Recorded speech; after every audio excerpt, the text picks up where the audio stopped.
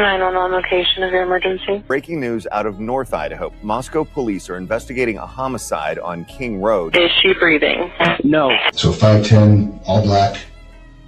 Could you see what color his eyebrows were or anything like that? No. I don't remember what his eyes look like either.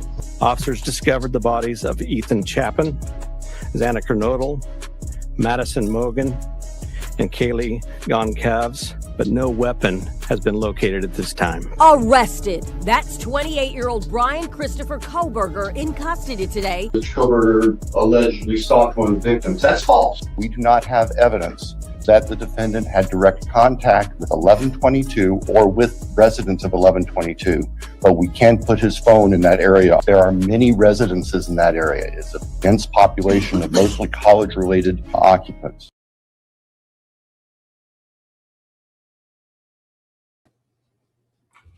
Hey guys, how is everyone doing? Happy Saturday. I am still trying to get the visual pages together for what we're going to go over, which is why I do have a couple of little videos that we're going to watch as well. I put them in the chat so that y'all could access those. There are two very small videos on what an STR profile is. The other one is for S&P profiles, so you guys can, well, we collectively can go over a very shortened, like minute and a half, less than 2 minute version rundown of what those actually mean and what the differences are, because that has a lot to do with what we are going to be going over in this book today. Also, I finally was able to go in and find the interview that David and his wife did, the middleman couple that own Othram or whatever, that they did, where he says something about how there's a whole lot of DNA. He doesn't understand why people are saying that there was not a lot of DNA, blah, blah, blah, whatever. But they also like run down their version of the events. Just keep in mind that we already have the documentation for this, and we've already been pretty much made well aware that there wasn't like this tour, walk through, make sure everything felt comfortable bullshit that they're going to say in this interview. It was very, like I said the other day, wham, bam, thank you, ma'am. Okay, they drove there in the Enterprise car. They dropped it off. They got a signature from someone's last name who is not Middleman, starts with an F, so it wasn't one of the owners. They were not there to accept the profile, obviously, and then they instantly left. There was no hours long hanging around bullshit the way that for some reason they tried to lie about. That's what this chapter in the book is about, conveniently. So we just got Blaker's version of this little trip down to Othram earlier this week. This channel, got the ISP lab director's version a few months back. Both of them are going to be mentioned in this chapter, both very important. And something that I keep bringing up is the fact that we didn't know that the two of them went down there together until we had the closed session transcript come out in February of 2025. And this was the closed session from January 23rd, 2025, which, again, is the session where Brett Payne tells Ann Taylor that after they had Bryan Kohberger's name, they were made aware of unknown male DNA. And then miraculously, the exact same night, the refrigerator with all of the evidence swabs and stuff goes out and they have to replace it the exact same day. On top of that, I also find it extremely interesting that in Blaker's report, he doesn't mention being accompanied by anyone. And when Matthew Gammon actually did say anything about this, what he said was a Boise officer went with him. Blaker's with Moscow and is still with Moscow. So no. I don't know why they don't mention each other correctly. I don't know why Blaker doesn't mention him at all, but we also know that on the receipts for the airplane tickets, for the Enterprise car, for everything that was submitted to ISP in way of like petty cash receipts for work-related things, Matthew Gammon's name is on all of the Othram related, so I guess technically Houston, Texas, information. Blaker's name isn't on anything except the actual paperwork. Now, what we also realized is that the folder in which the sample was taken in has paperwork on it that says it needs to remain frozen, but we are understanding that Blaker took the sample down to Othram in just a regular old black backpack. That there's nothing about there being any temperature control or anything like that at all mentioned in his report. He just says it's a backpack.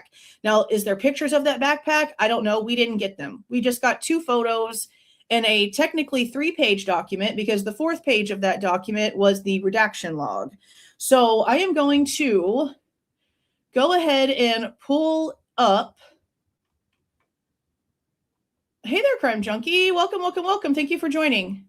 Before we start talking about the difference between S&P and the STR profile, the little short videos, I am going to play, if I can get it back up right here. Hold on a second. I am going to play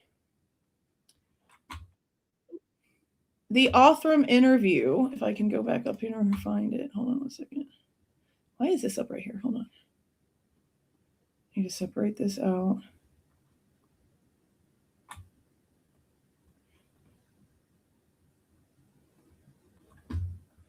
And playing these is going to give me the rest of the time that I need to get the visual portion, because I did it like last time. I took pictures of the book, and I'm going to have my highlighted, notated pages up on the screen. I will also say, and just to remind you guys, that what I have decided to do is, before we give the book away and I send it off to the winner, I'm going to take pictures of all the pages the way that I've had them before, of the entire book. And I'm going to probably both have it on the Google Drive and also place it on probably the Idaho for Deep Dive archive channel that I created for just like no commentary, really, just like the fact stuff, because it's the book and all of my debunking stuff is there. And since I'm giving it away and also going to be page by page writing a debunk book on this piece of shit book, I need to have it for my own archive anyway. So that way you guys have the full thing with all of my notes, both in a printable PDF thing that'll be in the Google Drive, but also like video form where you can like pause to read. If that makes any sense. That's what I'm going to end up doing. Okay. Where in the world did my link go? Let me grab it. Okay, so can I not copy this? Oh my God, hold on. It won't let me. Okay, so let me do this then. Because I was looking, it took me like a while to find this. And I wasn't sure if I was going to find it by the time we were finally able to go live after it stopped raining. Because I was looking for their faces to look like a certain way. Oh, I don't know if that's it. I was looking for their faces to look a certain way. This is it right here.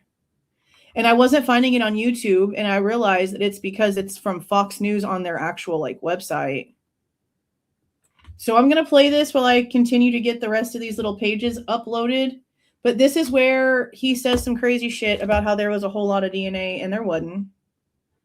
And they also describe what their communication was for the case. So I'm going to play this real quick while I get the rest of this ready to go.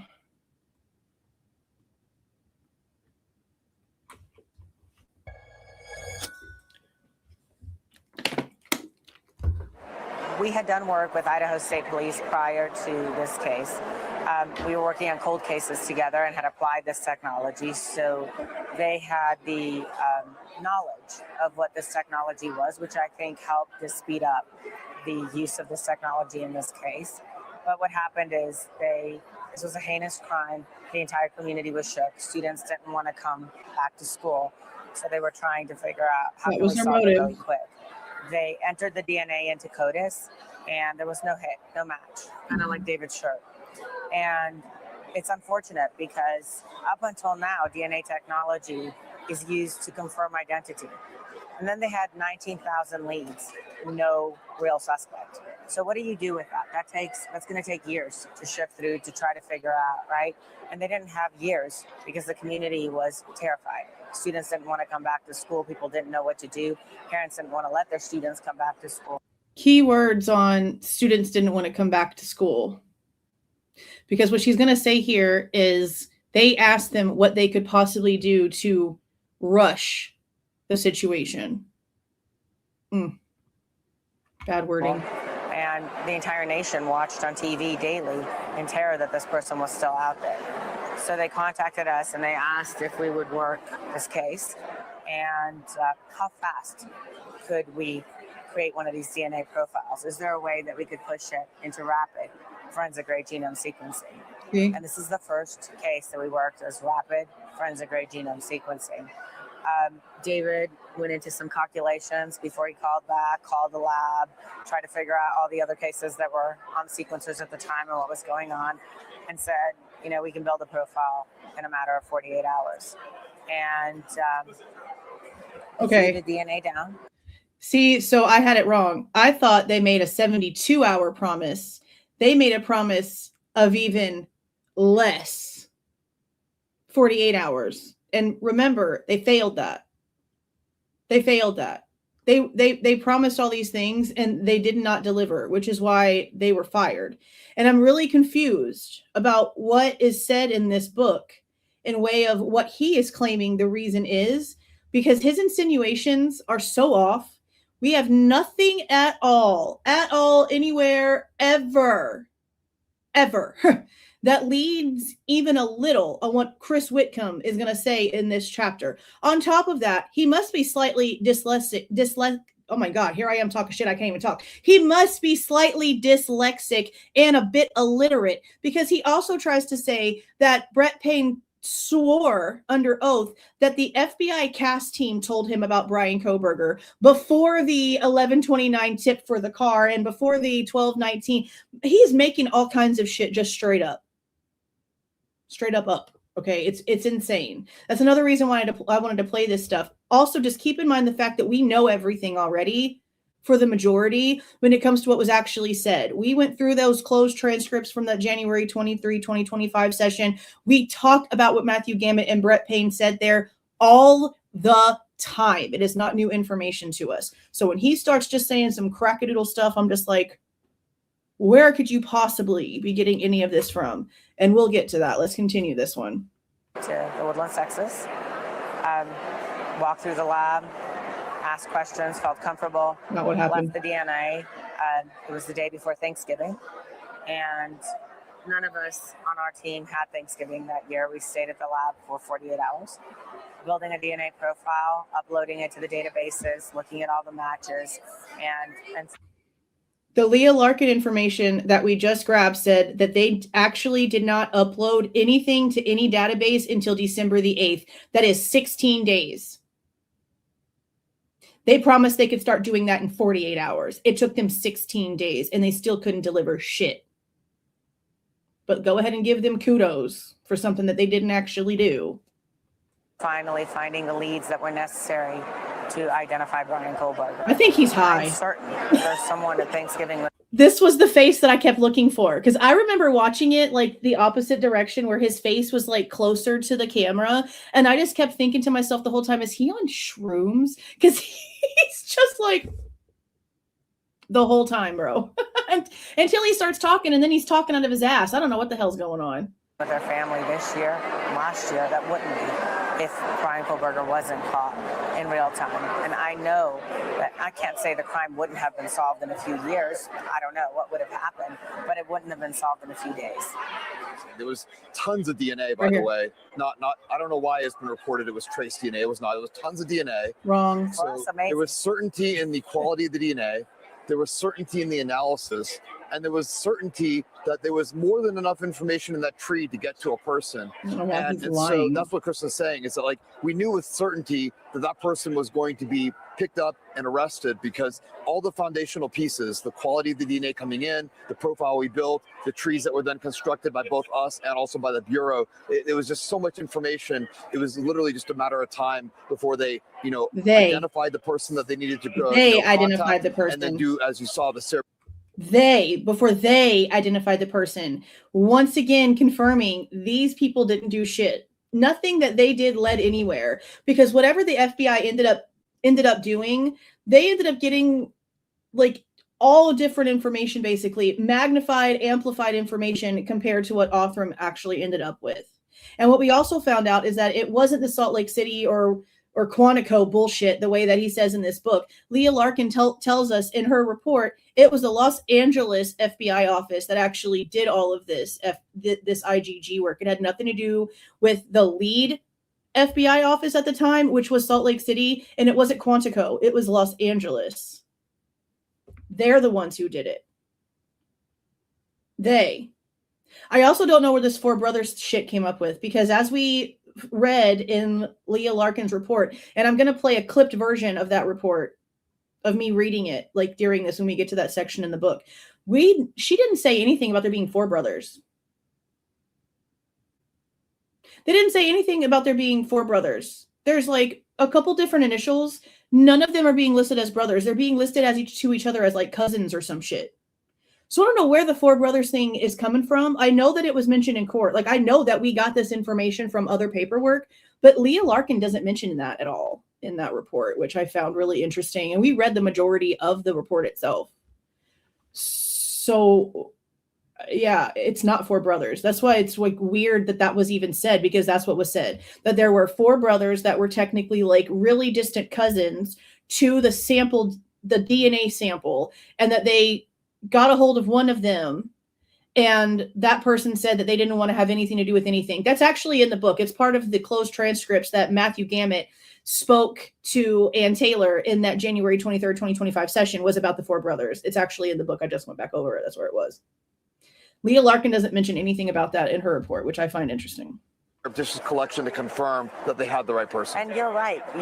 This technology takes you to a family at a certain generation, right? Or someone close to that person. They're not going to take you to, you can't tell between two brothers. In our case, law enforcement has to do that part, the investigating. And so, but yes, David's right. I was certain they were going to get there. It was a matter of time. That they were going to get there, not 2 weeks. It might take a month. It might take 2 days, but they were going to get there. Yeah, exactly. Okay. Other bullshit. Okay, so I also want to look at, let me see. I need to put this link in. These are those two videos, just so that there's like because I don't know a lot about DNA. I don't know a lot about DNA at all. I don't pretend to know a lot about DNA. I know what we've learned from listening to Leah Larkin and Becca Barlow and a whole bunch of other people come in and give us information. I know what we have learned throughout this process, but I don't know a lot about it. I know I would never submit my information because of everything that we have definitely learned, but I still don't know too much about it. So I want to open up these little videos. It sounds like it's it. Like y'all are probably going to recognize the voice that they use as the narrator. You can tell that it's, well, I don't know. I can't say it's AI because these videos are like a decade old, but these are like really, really short. You're going to recognize the narration voice from like a crime show. I'm pretty positive. But these are very short little videos that just describe what the SNP and the STR profiles are. They're about 1.5 minutes each. This one right here is about the SNPs. Why is this not up here at the top like it's supposed to be? Weird. Hold on. Okay. Okay, now listen for this one. Single nucleotide polymorphisms, also called SNPs or SNPs, are variations in a DNA sequence that occur when a single nucleotide in the sequence is different from the norm in at least 1% of the population. When SNPs occur inside a gene, they create different variants or alleles of that gene. Unlike repeated portions of DNA like STRs and VNTRs, in the case of SNPs, it is the sequence itself, not its length, that is useful to forensic scientists. SNPs are common, occurring every 100 to 300 bases along the entire length of the human genome. Mutations in SNPs are very rare, so the sequences tend to be passed unchanged across generations. But because any given SNP is relatively common in the population, an analyst must examine dozens of SNPs to derive a true DNA fingerprint. For this reason, SNP analysis is rarely used in forensic cases. Rarely. Interesting. Okay, now here's this one. Hold on, let me grab the right one I wanted. Right here. Now this one is about a short tandem. The STR profile. Right here. And again, this one's just real short. A short tandem repeat, or STR, is a region of DNA composed of a short sequence of nucleotides repeated many times. Since the number of repeated sequences in a given STR varies from person to person, pinpointing these variants can be useful in DNA fingerprinting. As the name implies, the repeated stretches in STRs are short, only 2 to 10 base pairs long. For this reason, and because they are dispersed more evenly throughout the genome than the longer variable number tandem repeats, or VNTRs, STRs are favored by forensic labs. Large databases of information on STRs in the general population tell analysts how much variation exists at any given STR location. That information can help forensic analysts determine the conclusiveness of a match between two samples. If 10% of people have the same number of repeats at a given STR, for example, finding a match at that site is merely suggestive that two samples are a match. If two sites with the same prevalence match, the odds drop to 1 in 100 that the similarity is coincidental. If 13 sites match, the odds that any two people would possess such a fingerprint are so small, about 1 in 10 trillion, that the result can be considered a definitive match. Okay. So, we're going to start going over the book here in just a second. I'm almost done getting this done. I think I have like 3 panels left. I just want to make sure that we have the visuals on here. But let me tell y'all, this dude like pisses me off. Let's talk about how much he pisses me off while I'm finishing this, okay? Because this dude pisses me off. He really makes no sense in the way that he does some of his stuff. And again, like I really cannot wait to like write this damn debunk book, because holy shit. Holy actual shit, okay? He says like the most off the wall stuff.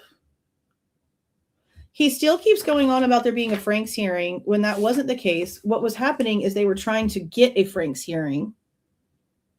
And the Franks hearing itself was actually denied. And the funny part is that Turvey also continues to say that over and over and over again.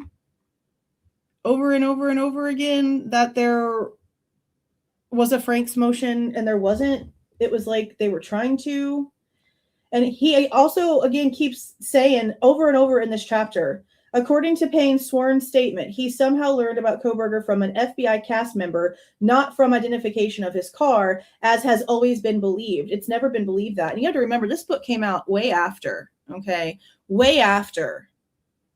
Way after. And we already knew that within like, what, a few days of the guilty plea, that Chief Jenkins came out and was like, that tip was never turned in because it wasn't a tip. It didn't match what we were told to look for. And we're all confused as to why they continued to go off on that situation so bad, so hardcore. It never made any sense. It still doesn't make any sense. There's literally no reason why they have played like that 1129 situation mattered, because it didn't. And they all came out and told us this. It's in court documents that Ann Taylor had correspondence to prove that they actually didn't turn that in, and that wasn't even sent over to the Moscow Police Department until after Chief Jenkins was contacted by Chief Fry. And that was after the 1219 phone call. I actually believe it was like 1220.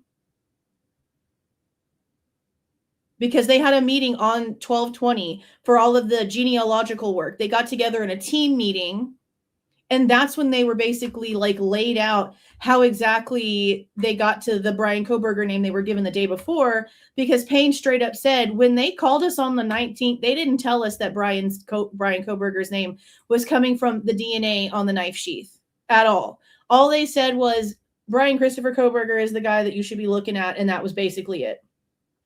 He admitted in that closed testimony, the FBI did not tell him on the phone that day that Bryan Kohberger's name came from the sheath DNA.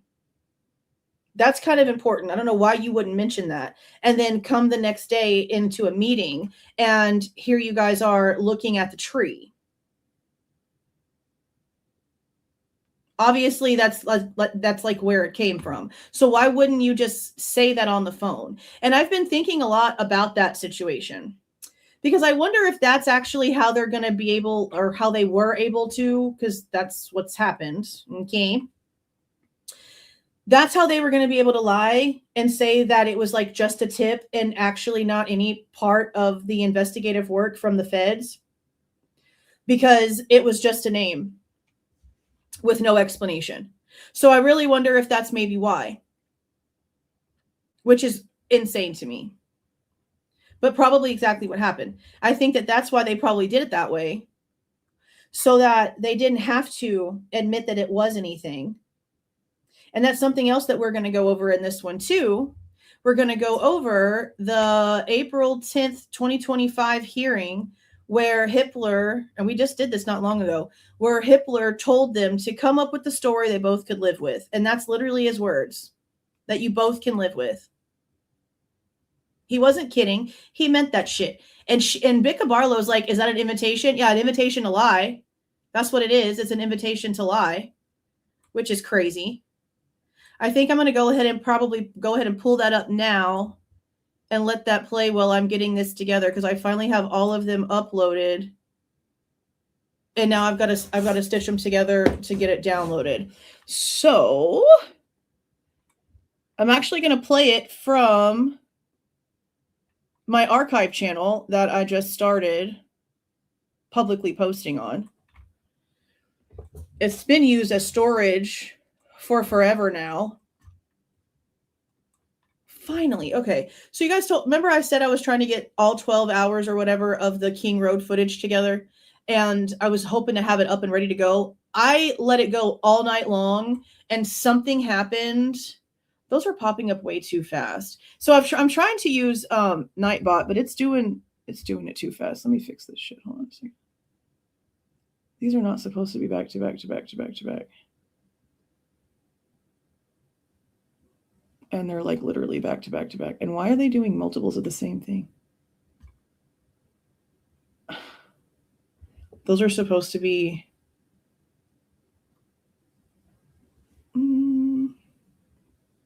Maybe it's the 2 lines thing. I don't want it to pop up like every 5 damn seconds. I'm just now starting to learn all of these automated things. Yeah, it's too many. I didn't realize. I didn't know what the 2 lines meant. And I guess it means every 2 comments, it's going to like put shit on here, which is crazy. So let me fix that real quick so that I don't drive myself crazy, because it should not be doing it. It is doing too damn much. Holy shit. That's what I'm saying. Like, I don't really know how to like use all this stuff. Like I'm just now like actually trying to get it automated to do this thing. And this is, yeah, it's doing like every 2 comments, every 2 chats. Well, it's a good experiment. There's not a lot of people in here for it to be too aggravating, you know? Let's see how that does. It should definitely not be popping up every 2 damn comments. That's cray stuff. Oh my God. It does. It's ridiculous. Okay. Now I lost my train of thought after trying to fix that stuff, because that was crazy. It shouldn't be doing any of that. I have no, like, okay, for one, I'm the only person here with any control. There's no mods. There's nothing like that here. When it comes to moderation, I have it off. I don't have anything on here in way of like anything getting automatically kicked off or anything like that. The one time it did that in the chat, I literally got rid of it, because there was like no reason for it to have deleted anything. I don't even have commands for that on here. This is more of like a timer situation. So it's not even supposed to be reading y'all's stuff. It's not supposed to be even reading y'all's stuff. It's supposed to just be popping up what I tell it to pop up. That's what it's supposed to be doing. Now I remember what I was doing. Okay. I finally got it all downloaded. The 11/12 footage, all 12 hours. Okay. ginormous ass freaking file. Finally got it all downloaded on my laptop and went to upload it to the fact archive last night. And something must have happened in the middle of the night because it had like an hour and some change left when it was time to go to bed. And when I got up this morning, it had errored out. It had stopped at like 80%. So I was like, okay, well, let's see what I can do then. So it said like to continue, not like delete, like I could continue the upload. So I did it. And then like 2 hours went by and then it told me that the file was too big and it canceled it out. So I then had to start it all the way over. So I restarted the laptop, opened everything back up. I just now got the notification that 12-hour video was finally uploaded. So considering today is Saturday, I know it's not November, but considering today is Saturday, I think I'm going to premiere it on the Fact Archive channel to start at 12:55 a.m. in the morning, like tomorrow morning, 12:55 a.m. because that's when the video starts. And I'm just going to let the damn thing like premiere out to where like you guys, whoever gets on there can talk about whatever's happening in the video. And I'm just going to let the whole 12 hours premiere out on the archive channel. So it's just going to play. It's just going to play.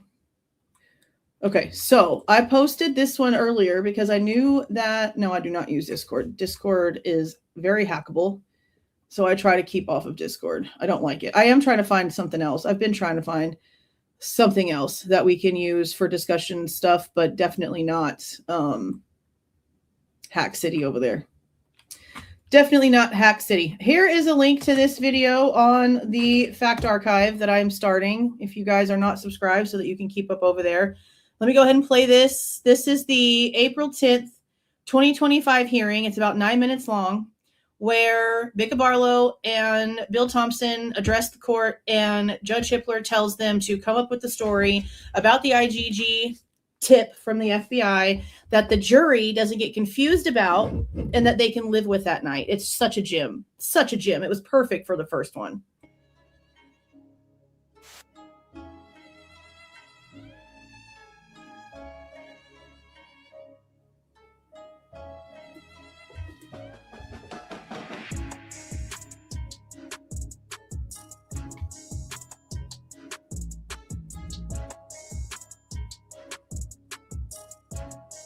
Let's talk about what I hope we have come to an agreement is not an issue, which is the IGG stuff. If I may start, and they're battling. Yeah, I think there are three motions. One is the improper expert testimony of Middleman, who's related to the IGG. Awesome. And that's the defense motion. Defense motion regarding IGG evidence generally, and then the state's motion regarding IGG. Yes, good morning. You're right, Your Honor, that we have essentially, I think, an agreement with the state as to their position and our position being equivalent at this point for different reasons. And I believe that the state is willing to proceed without Dr. Middleman, therefore making that motion moot, and that they will proceed with using the generic term or the generic evidence of a tip leading to the identification of Mr. Kohberger. The only issue that we have is how that tip will be presented to the jury. The one thing that the defense is concerned about is how exactly the testimony and the witness who will be testifying to the tip.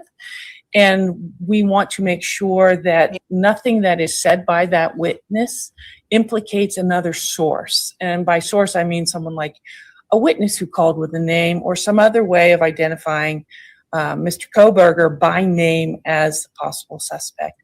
The state, in their response to us, said, well, we have lots of other evidence, and they have lots of other evidence they intend to produce. But the only thing that identified Mr. Kohberger that set them on a train or a trail to charging him was the genetic genealogy. So we just asked. Well, I don't know if that's a fair statement. I think the thing that led to them investigating him was the investigative genealogy. I don't think that's what led to the only thing that led to charging him. At the end of the day, it is. You're true, right? It was what they led them to investigate him and ultimately charge him. But I think that the court could issue an order or at least require the state to make a proffer exactly how they're going to do this. The reason I'm here is because I've done a lot of cases with DNA evidence. And the last thing I want is a repeat from a case I tried many years ago, which was a cold hit, where the state simply introduced I don't know how doesn't Patreon make you, don't you have to pay for Patreon? Like, don't y'all have to pay on Patreon? I don't want y'all to have to pay for something. I don't know. I'm still, what I really want at the end of the day is a website that has its own like forum type attachment. You know what I mean? They do have free tiers. Okay. I thought it was all paid for. I'll look. I mean, I think I have made a Patreon page just to like have a Patreon page with my name on it, but I've never put anything on it. Okay. You can do stuff for free. Okay. I am thinking about a web page though. I really do want to get like an actual website where like everything can sort of be there all together.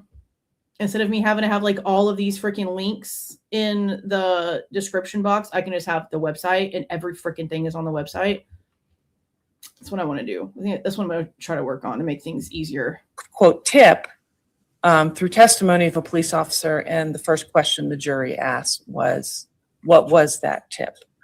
And that is not, we do not want the jury to speculate. It's not our job to tell them how to do that. Why they didn't want the jury to just know how the hell it happened in the first place should have been the biggest red flag everybody, even guilters, saw here. What is the big deal? That's what I don't understand is what is the big deal? What's the big deal? Except for the fact that we know that they broke 1 million rules. That's the big deal. That's the only reason why they wanted this hidden. Because if they had to come forward and tell them the truth about the FBI situation, then they would have also had to come forward and explain to the jury all the rules of the DOJ that were broken by the FBI. The fact that so many people don't understand why this is so freaking important is wild. Wild. But I think the court has to be vigilant. I certainly could anticipate that being an issue in terms of the jury's curiosity, right? Depending upon because it's how important. Compelling or not compelling the other evidence so important. May be viewed by them. And so it may be that you want to come up with some instruction to the jury that basically says, you know, we're not going to tell you what that tip is and you don't need to consider it or something like that.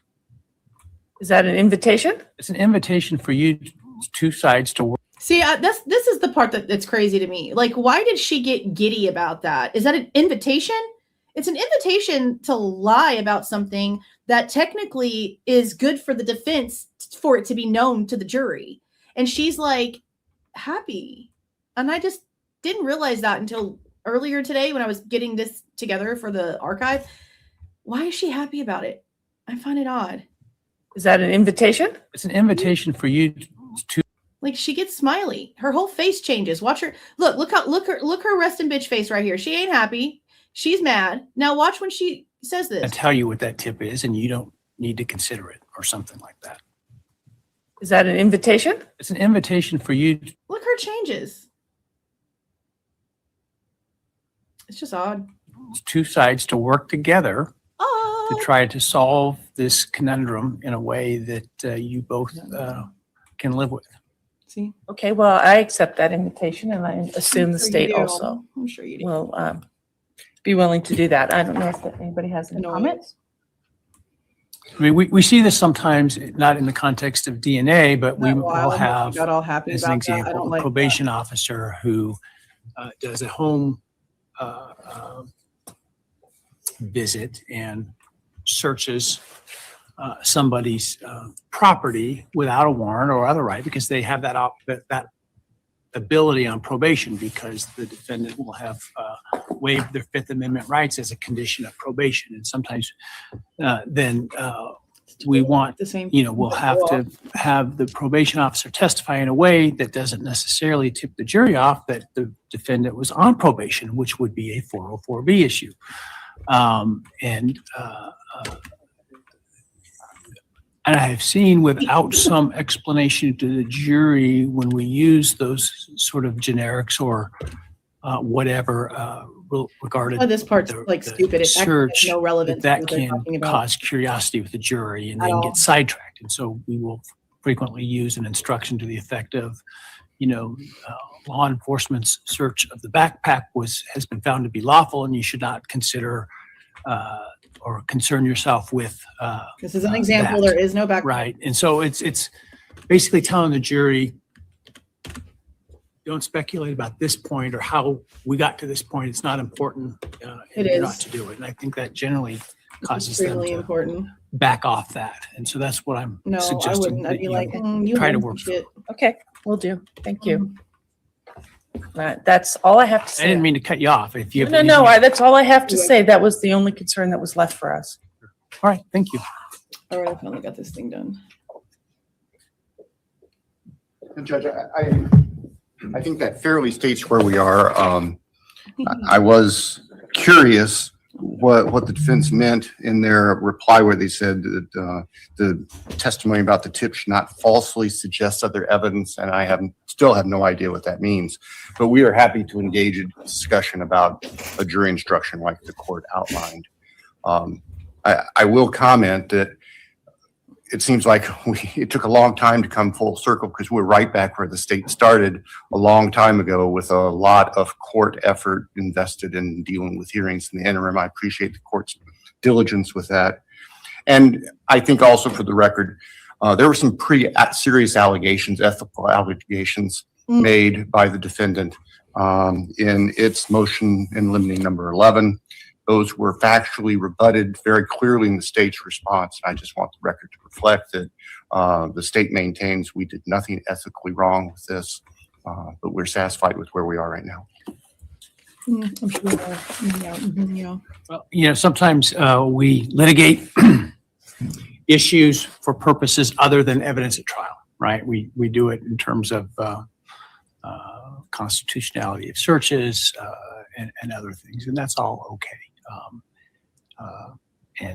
I certainly have not made any finding that the state has done anything inappropriate, and so, nor have I seen anything. That's such a lie. He literally already told us that. The case That's exactly what happened. This moment right now, at least, as it relates to that.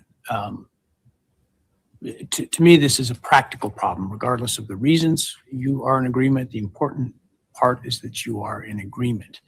I suspect what the defense is suggesting, I think, trying to read the tea leaves, is they don't want an implication that there was some other evidence related to a tip or specific to Mr. Kohberger that put him on the radar, right? And so I think that's just where you need to come. I don't think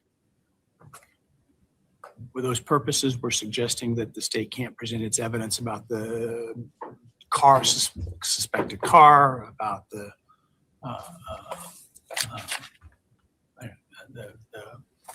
defendant's whereabouts on the night, et cetera. Those are things that were discovered and put together after the fact, right? I think it is important to develop a narrative that doesn't suggest, for example, there's some fact witness who may have heard a confession from the defendant or have witnessed the defendant that led to the tip, right? And so I think it's important how that's presented, and hopefully you can work that out. And if you can't, we'll revisit how to address it.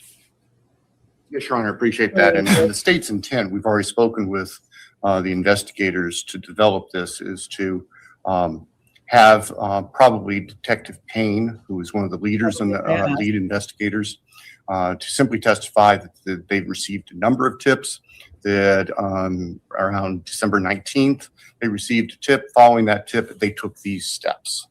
That's what we're contemplating at this point. Mm-hmm.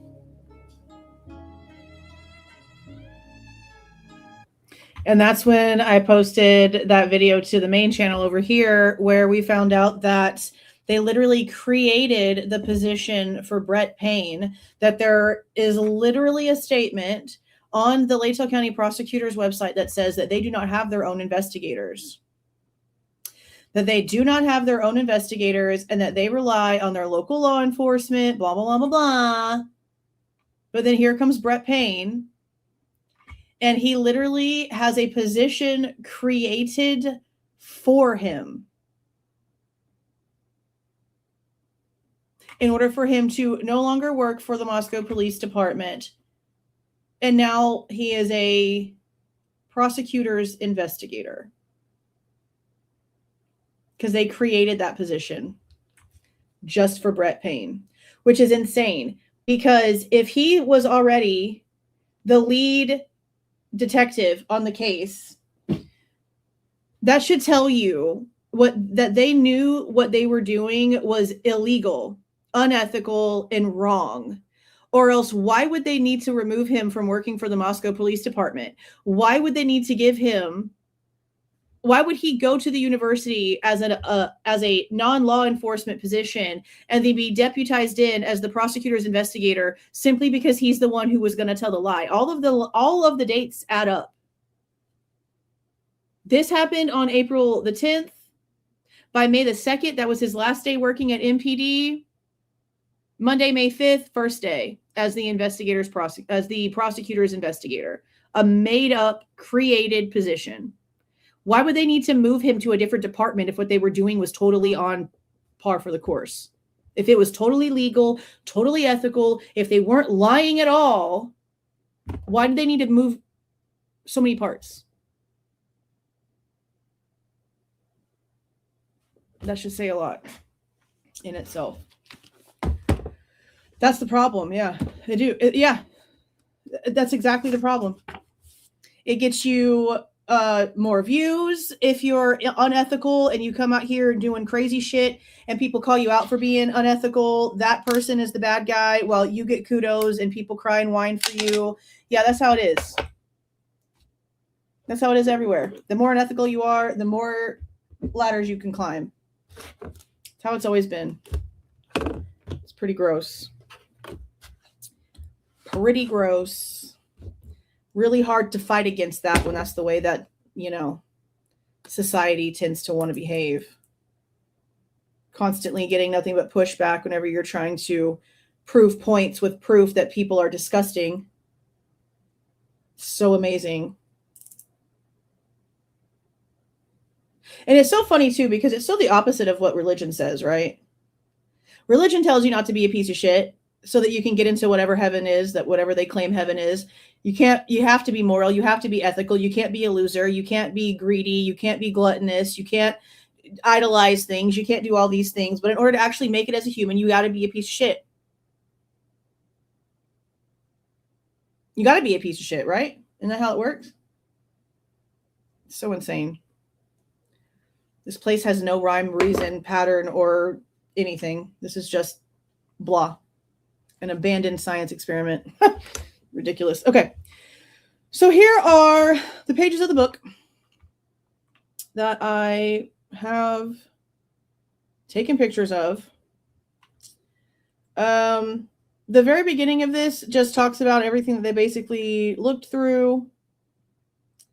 Now, I do recall them actually stating in court that the sheath DNA was the strength of the state's case, and that has remained true this entire time, especially now, because everything that has come out, we haven't seen anything else that points where they want it to point. It just hasn't. So even to this day, especially to this day, especially with the shit that we're learning about cell phone analysis and the cars and everything else, the sheath DNA has been and always will be the strength of this case. And that's just the facts. He does want to make sure people are understanding that it is the sheath and that a knife was not found, which is still true. Now he says that the prosecution has never once claimed to know exactly what produced the edge weapon, which is still true. They have never come out and actually stated for sure that it was a K-bar, but it is well known. The dimensions are very similar to what a K-bar could do, especially since the blade is very thick and has like a flat top at the top of it. But there's multiple types of injuries here. There's double edge injuries. There's blunt force injuries. There's stuff that definitely doesn't make sense for a K-bar. And we also know that just on Ethan's legs alone, there's 2 different weapons that you can see going through the autopsy information. Right here, see, the defense claims 4 separate instruments. After going through everything, yes, this is true. 2-edged, single-edged, and round. Also, though, triangular. There's also some wounds that had like triangular impressions on them. Thank you for the gifted membership anonymously. I appreciate that. Congratulations to who got that. Was that Scully? Why is it a different name? Oh, okay. So it's under a different thing. Okay. All right. Well, hey, thank you. I appreciate that. Thank you. Congratulations to who got that membership. Okay. All right, so here he actually brings up where it is said in the July 2nd hearing, which is the plea change, the stuff that the state mentions, which is parts of the intro. So I'm going to go ahead and replay just the section talking out of his butt, making it very well known that they literally had nothing the entire time. They can't place him there. And it's so amazing because if you go back and look at Cyray's report that we just went over, which I'll be clipping out like those specific pieces, he verifies what the state is saying here, that they cannot place him directly in that neighborhood and that it's a vast coverage area. So it's amazing that the state can stand up and repeat the exact same things being said by the defense expert, like actually, but the defense expert's the only one being called a conspiracy theorist. Like, that's wild. Don't you think that's a little wild? I think that's a little wild. Okay, let me see if I can get to the part where Bill Thompson stands up and starts talking his face off.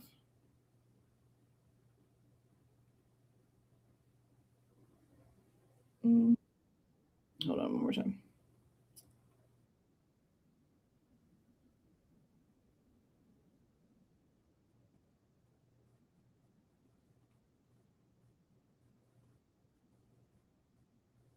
Hold on. Okay, here we go.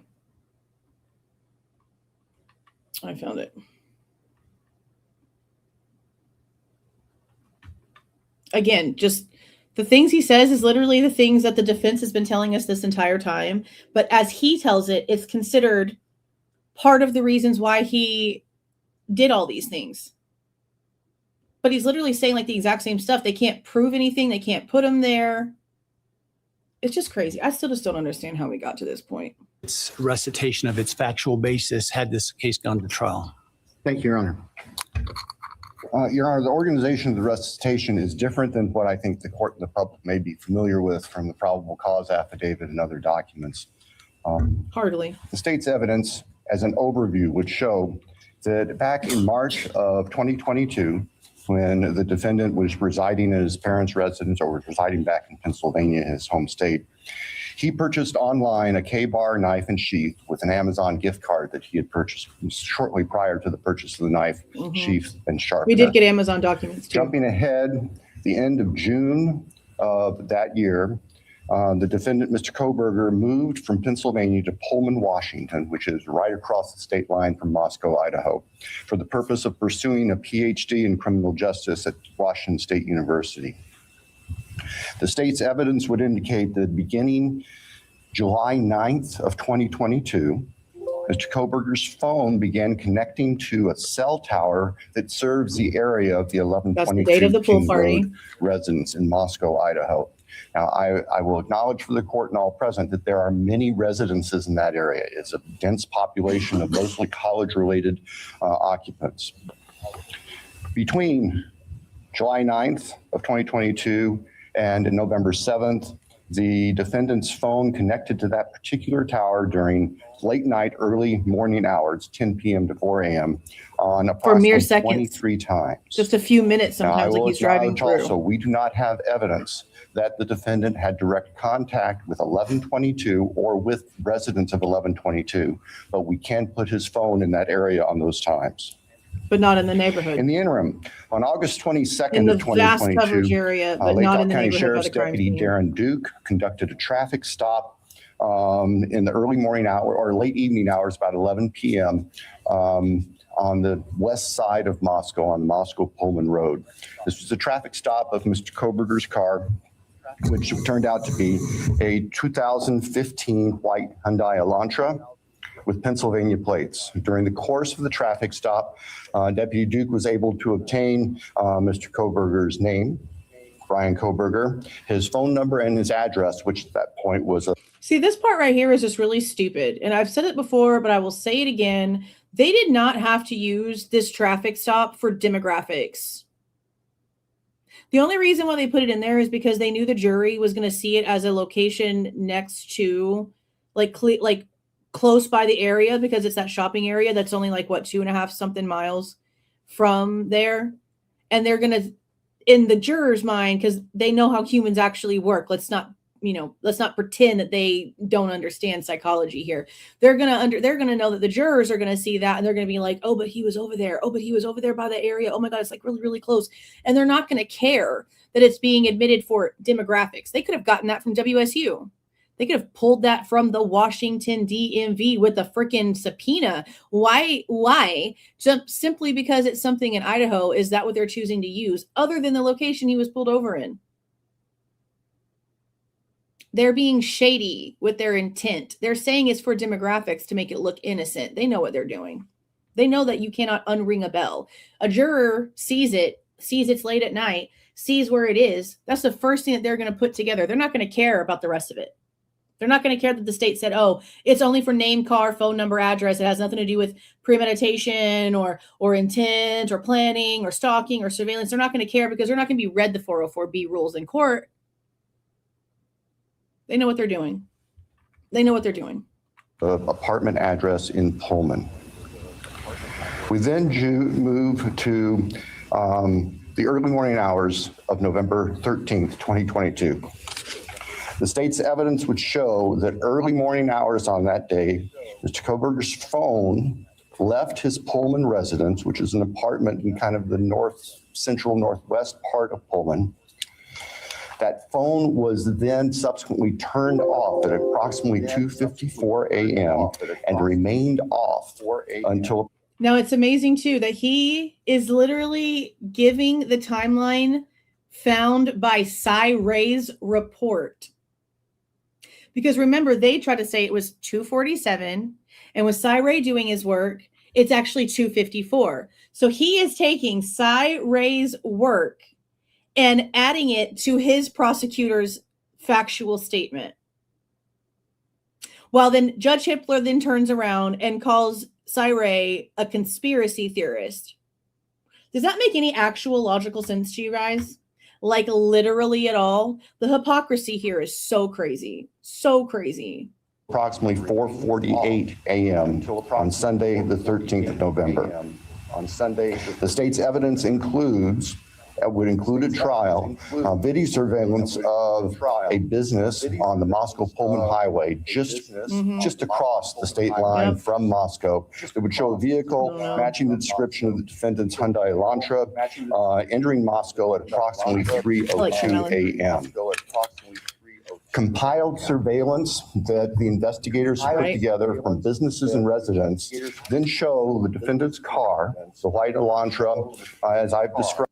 I'm assuming he can't until she's no longer representing him, but I'm pretty sure he could fire her. But he also probably doesn't have money for another attorney. I mean, he could, if the family would just be like, okay, we're done. It's time. We would do what we need to do. But until that actually happens, we're not doing it, because for what? We don't know what's going to happen. We don't know. We don't want to start collecting money for something that might not even happen.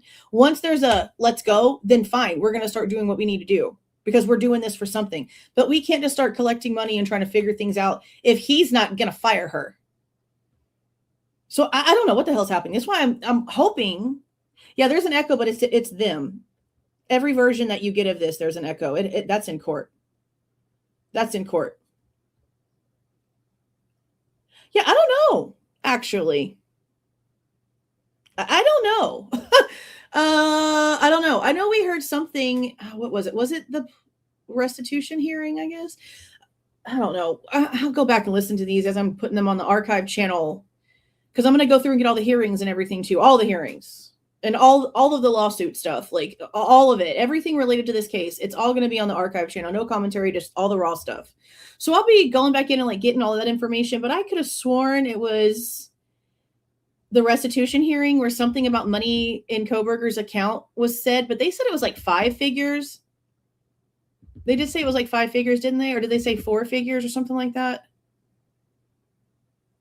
I mean, I don't know. I don't know what's in there. People could be sending him money all over the place. I highly doubt that it's like some sort of like locked out commissary thing. I don't know. I don't know if you can even get commissary records, because they sure won't let us have like phone calls and stuff like that. Which honestly, like, it would be kind of useless, not really useless to us, but useless in the long run to see if there's anything in those calls and in those messages, because there wasn't nothing that the state could use because nothing was said. So it's probably like a bunch of real regular schmegular ass conversations.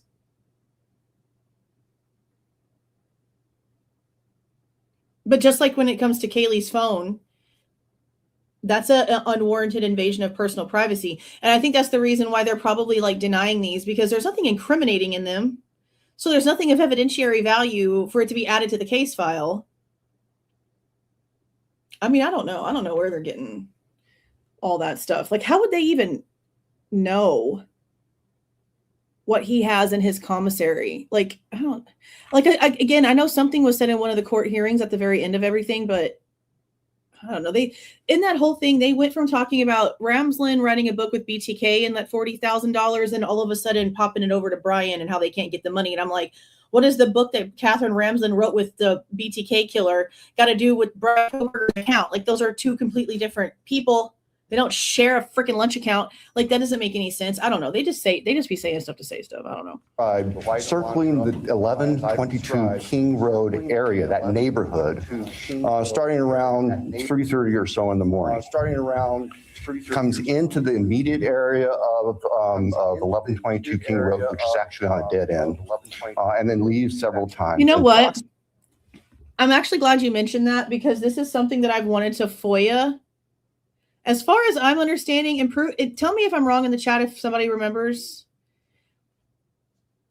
In the inventory report for Pennsylvania from his parents' house, the very first frickin' line item is a knife. It is a knife. But they've been telling us this whole time that the weapon has not been found. I don't recall if they've ever told us what kind of knife it is. I don't think they have.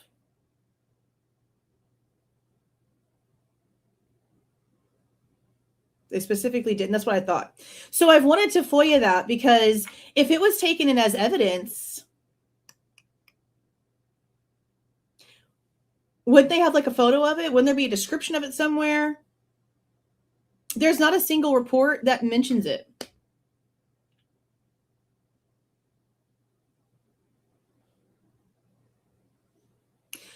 And we know he had a Glock. Like, we know he had weapons. Most people do. It's also his parents' house. But yeah, no, I want to FOIA that. I want to see if they'll actually like let us see it.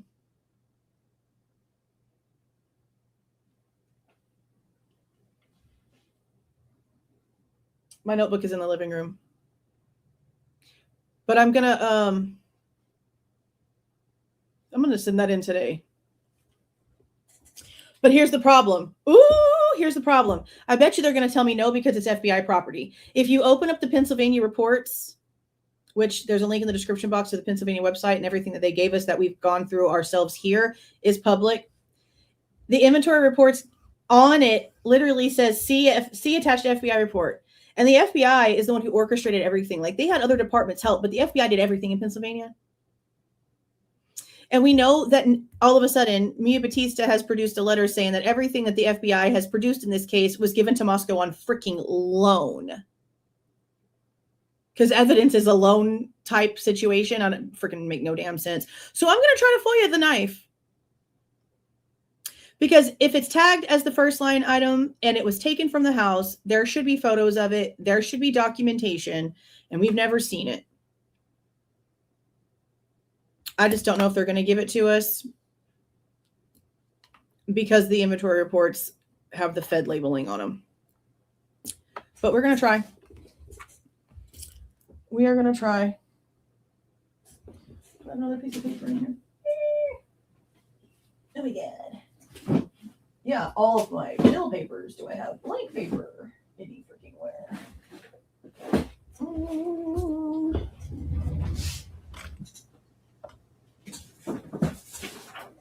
Yes, I do.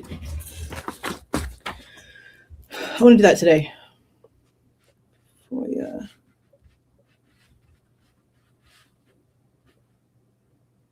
I'll also go ahead and send in a request for, because I said yesterday when it comes to the 11-12 footage that I was going to start requesting the other 3 item numbers that also are the 11-12 footage from 12:55 to 2:30 until we finally get one with audio. So I'll go ahead and put in the next one for that today too. Knife from PA. And then listed on the narrative.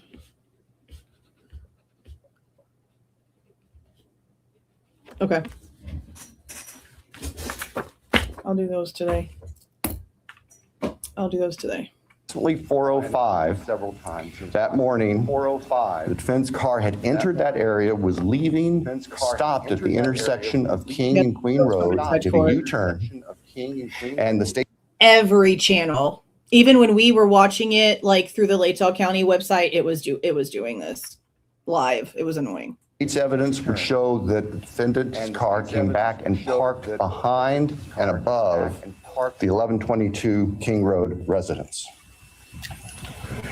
The state believes that its evidence would then show that the defendant entered the residence of 1122 through the kitchen sliding door on the back side of the residence, which is the side of the residence that would face the area above where the defendant's car was parked. Defendant entered the residence, went to the 3rd floor, and with a knife, killed Maddie Mogen and Kaylee Goncalves. The defendant, as he left that room, for whatever reason, ended up leaving, or the sheath for a K-bar knife was left on the bed next to Maddie Mogen's body. And I can jump ahead. That sheath was tested by the Idaho State Police Forensic Lab, and single source male DNA was found on the snap of that sheath. Okay. See right here? Knife is number 1. Knife is number 1. But they don't have any description. And let's see.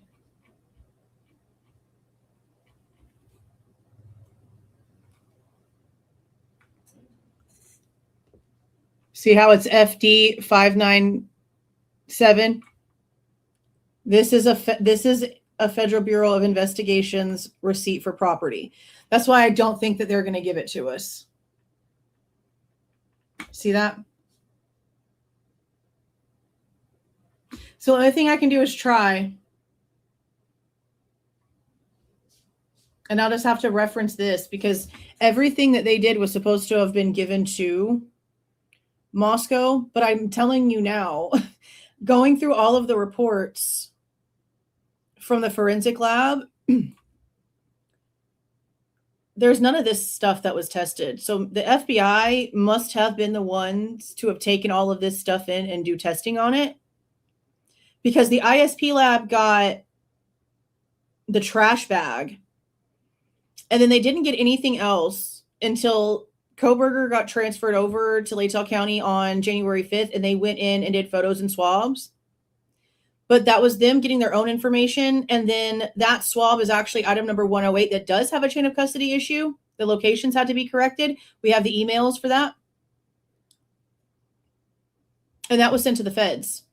That was the chain of custody issue, was the item 108 from his 1523 transfer intake swabs and photographs was sent off to the FBI too. So I don't know.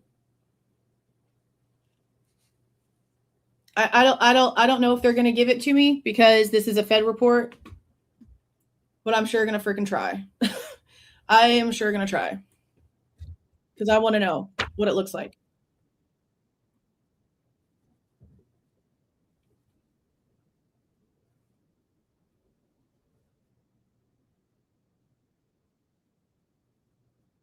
Mm-hmm.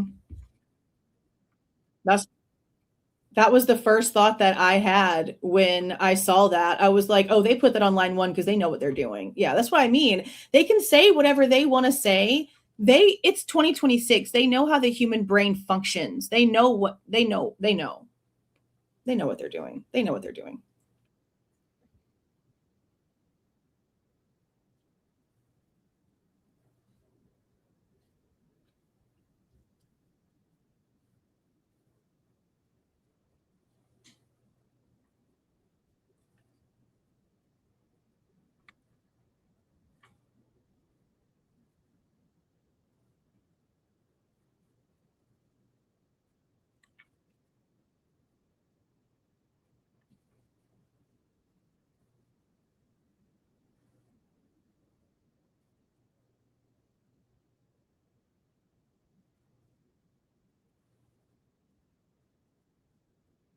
Oh, there's no sound on it. Hold on, let me reshare. I'll reshare it. I don't know why it does that. It does that sometimes when I go back and forth. I don't know why. Neighborhood, starting around 3:30 or so. You should be able to hear it now. Starting around 3:30, comes into the immediate area of 1122 King Road, which is actually on a dead end, and then leaves several times. And approximately 4:05, Idaho did that morning. Hilberson did. The defense car had entered that area, was leaving, stopped at the intersection of King and Queen Road, did a U-turn. And the state's evidence would show that the defendant's car came back and parked behind and above the 1122 King Road residence. The state believes that its evidence would then show that the defendant entered the residence of 1122 through the kitchen sliding door on the back side of the residence, which is the side of the residence that would face the area above where the defendant's car was parked. Defendant entered the residence, went to the 3rd floor, and with a knife, killed Madison. Which is Mogen. also bullshit here because they have no proof of order of death. They have no actual timestamp of death. They're going based off of what they claim that they're hearing in the 1112 cameras and what Dylan's story was and the timestamps on the text messages. Okay. But they didn't do any liver testing. They didn't do any temperature testing. And there's a mathematical equation that they could have used in order to actually do that. If somebody would have come in and taken liver temp not long after the 911 call was made, it was less than 24 hours. It was possible. They just chose not to for some freaking reason. But they also have no order of death. So this entire theory that they're throwing out there is based off of just Dylan's story, because there is nothing else to say that everything came from the 3rd floor first. All that they have is Dylan's story saying that she heard someone go upstairs and then run back downstairs. Then if it's Kaylee and Maddie that are getting attacked first, and that's what Dylan is hearing, then how did whoever that is get up on the 3rd floor if that's supposed to be the first person that was attacked, if Dylan doesn't claim that they can hear it going back upstairs? They also keep constantly trying to act as if Xana was attacked in the kitchen or in the living room, and there's no proof of that literally whatsoever. There's no blood of hers anywhere outside of her bedroom. There's no proof of that. There's no order of death. There's no proof whatsoever to anything that they have put out here in their working theory. And the crazy part is that he sits here at this thing and he says all of this information. And then in the Q&A and in all of the interviews that he does later, he admits they have no working narrative.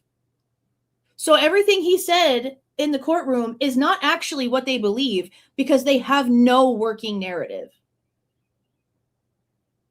This is just normal day-to-day conducted business here. This should worry everyone. This should bother everyone. Kaylee Goncalves.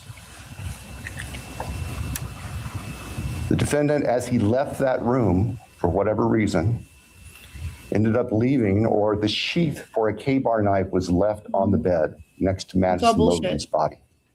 All of it. And I can jump ahead. That sheath was tested by the Idaho State Police Forensic Lab, and single source male DNA was found on the snap of that sheath, as well as blood from both Kaylee and Madison and other trace evidence. But it's important to note single source male DNA was on the snap of that sheath. The state's evidence would show that Xana Kernodle was still awake at this time. In fact, had taken a DoorDash order not long before this started. Her room was not on the third floor. It was on the second floor on the west side. Yet we still never saw the drop-off photo, which I don't understand why. As the defendant was either coming down the stairs or leaving, he encountered Xana, and he ended up killing her also with a large knife. Ethan Chapin, Xana's boyfriend, was asleep in their bedroom, in her bedroom, and the defendant killed him as well. All of the lies. He has no problem. He had no problem. Suffered multiple wounds. I will state for the record that there is no evidence there was any sexual component or sexual assault on any of the victims. I want to make that clear so there's no speculation. Don't tell the Goncalveses that, because Steve will throw a holy hell fit if you don't think his daughter was bound, gagged, and assaulted. Isn't that also wild as shit, the way that they act about that? They need there to be some sort of assault, some sort of sexual component here for what?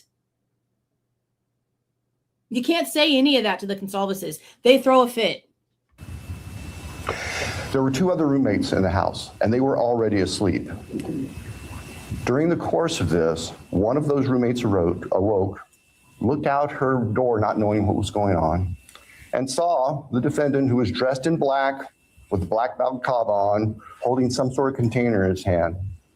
And she saw him leave the house through the direction of the kitchen where that sliding door is that I mentioned before. At approximately 4:20. They've never produced it. No, even now that we have information from the Amazon stuff, they've never produced it. And you also cannot delete anything. I don't give a shit what anybody tries to say, okay? You cannot delete shit off of Amazon.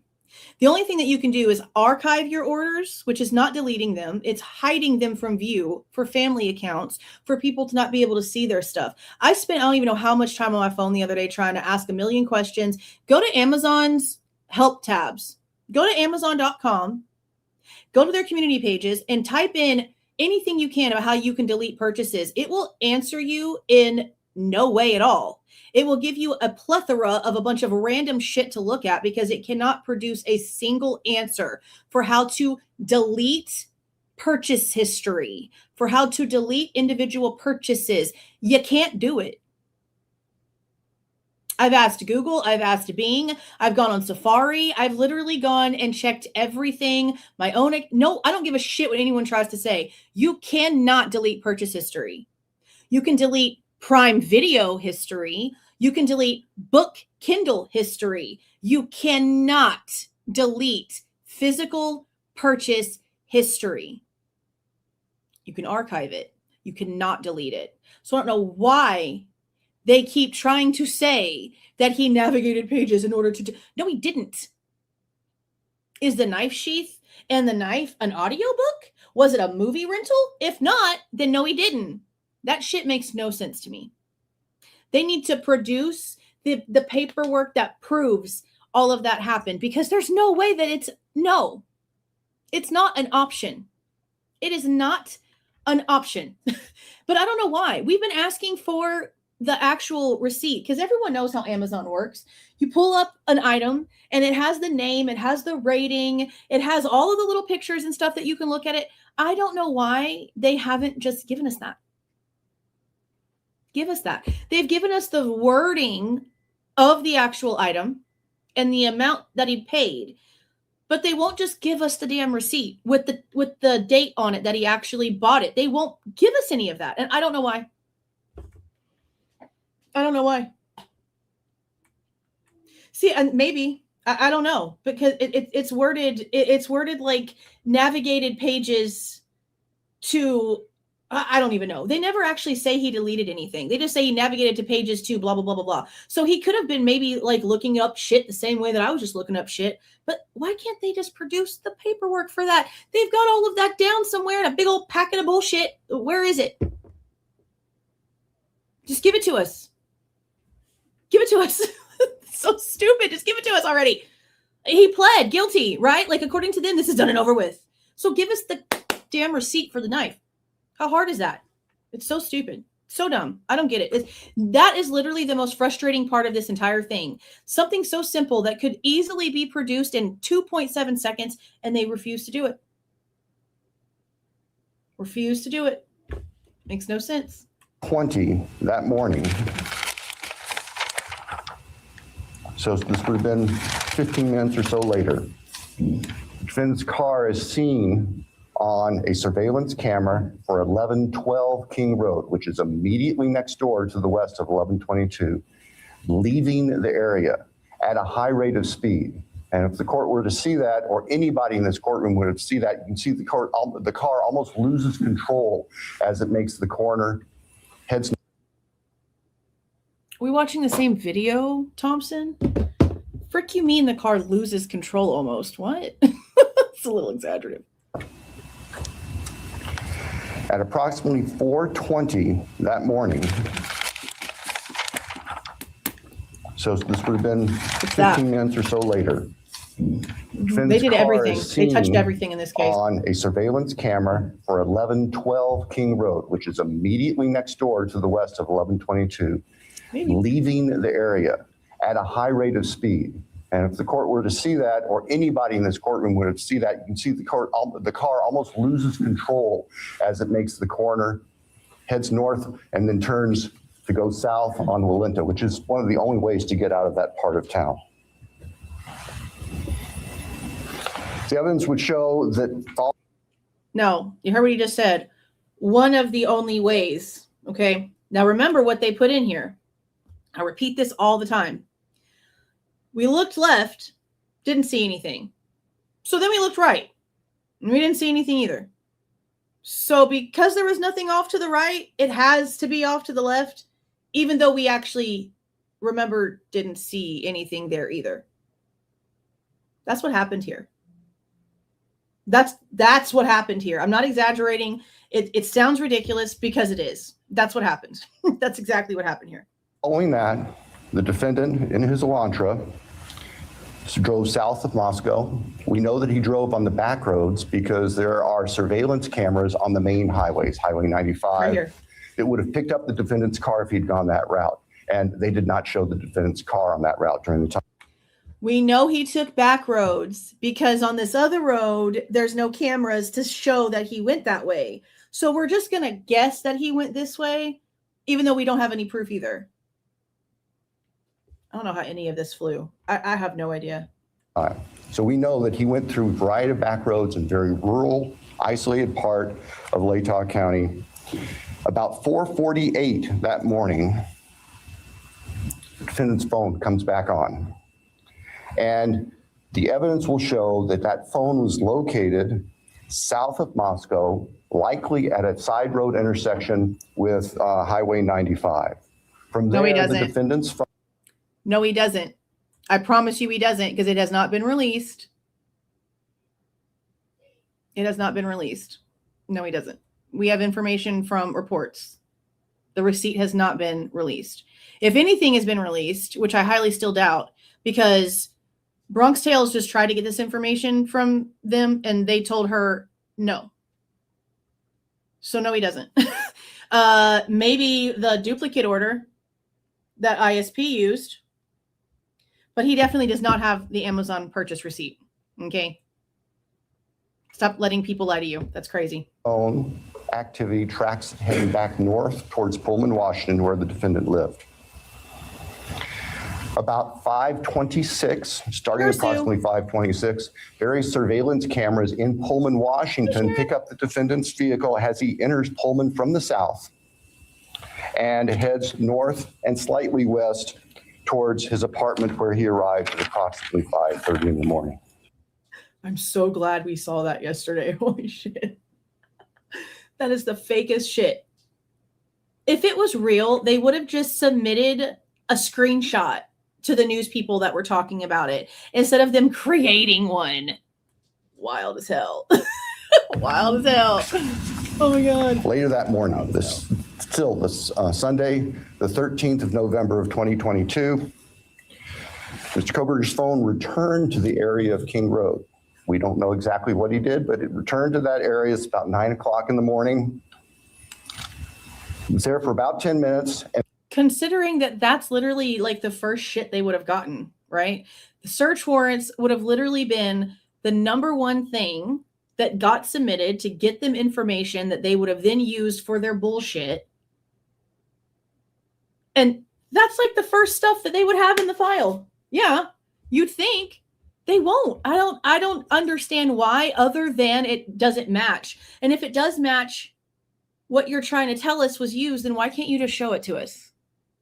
Like, I'm really curious if the sheath in whatever he purchased, if there's something different that doesn't match the sheath at the scene, and that's why they haven't showed it to us. I mean, what else can it be? Like, even if it's just a little bit of something different and doesn't match exactly, it matters. What if it's a different shade of brown? What if the symbol's a little bit moved around? Like, we don't know. I don't see another reason why they would not produce the damn receipt. Makes no sense. And then returned to his Pullman residence. About 9:30, the state's evidence will show, evidence taken from the defendant's phone, that he took a selfie of himself on his phone in what appears to be the bathroom of his Pullman apartment. You really have got to stop being so gullible.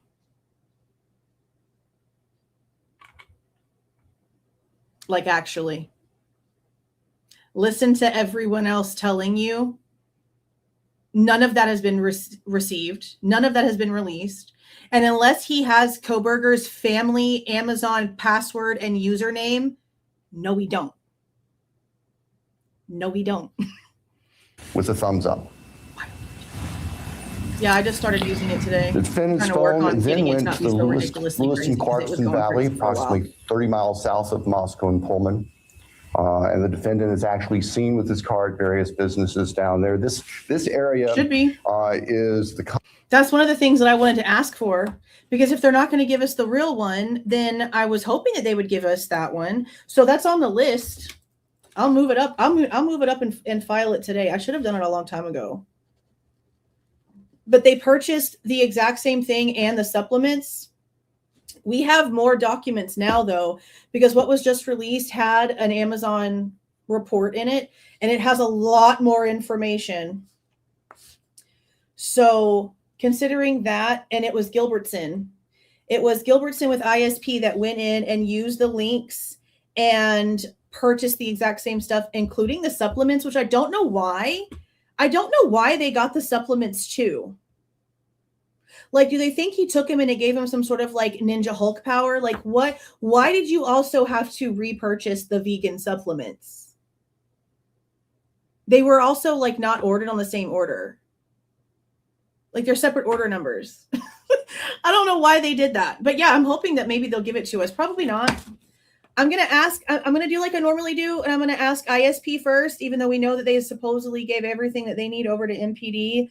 But this like duplicate thing was also used as like the example for the grand. No, it wasn't. See, that's another thing. Okay, this is what I'm going to look at today. So we know that we had issues a long time ago that we were talking about the grand jury, them having like a wannabe knife or whatever, like a, what do you freaking call it? Not really example, because it was like there. And we also know that they were transporting the one that they bought back and forth to the courtroom, and they were trying to figure out how to like safely do so. I need to check the dates, but I'm pretty freaking positive that the damn reports are in June for the repurchase of the items when we had the grand jury in May. Like, that was one of the first things I noticed when we started going through those reports, and it's something I wanted to look at further.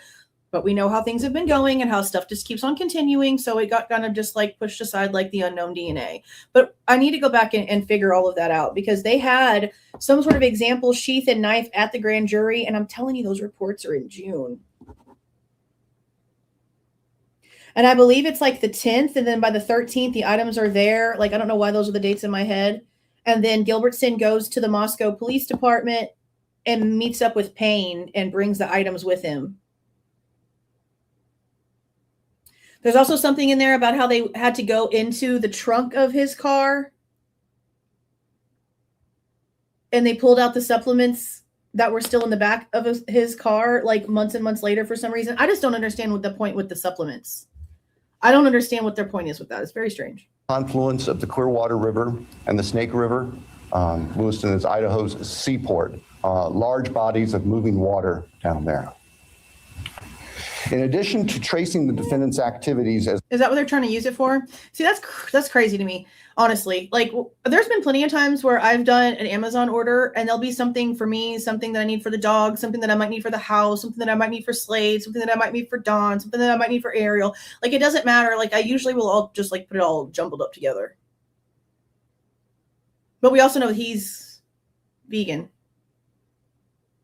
apparently.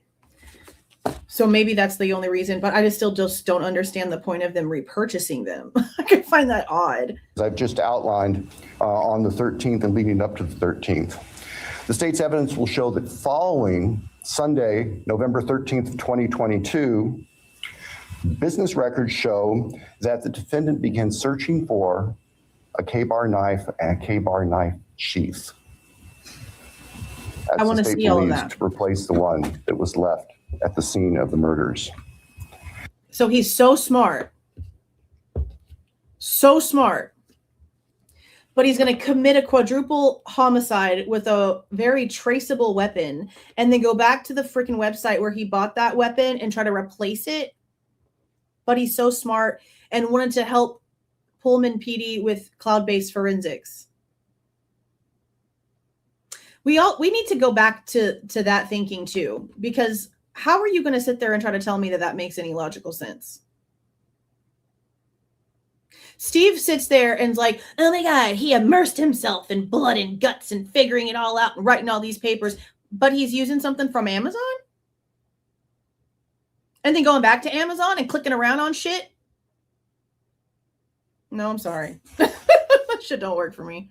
The evidence also will suggest that there were at least attempts by the defendant to delete or alter his purchase history on Amazon where all these transactions had occurred. You can't do that. You can archive them to hide them from family, but you cannot delete them. The state's evidence will show that Mr. Kohberger went to what we would call DMV, motor vehicle licensing here in Idaho, in Pullman to change his car registration from Pennsylvania to Washington. That's of note because Pennsylvania cars do not require a front license plate. See, and that's also kind of like, I will say, I am questioning why that's the way that it all went down. Because we do have it in the report that the gift card was purchased with a card that had Brian's name on it and the address, and then that same card was used, blah, blah, blah, all the things.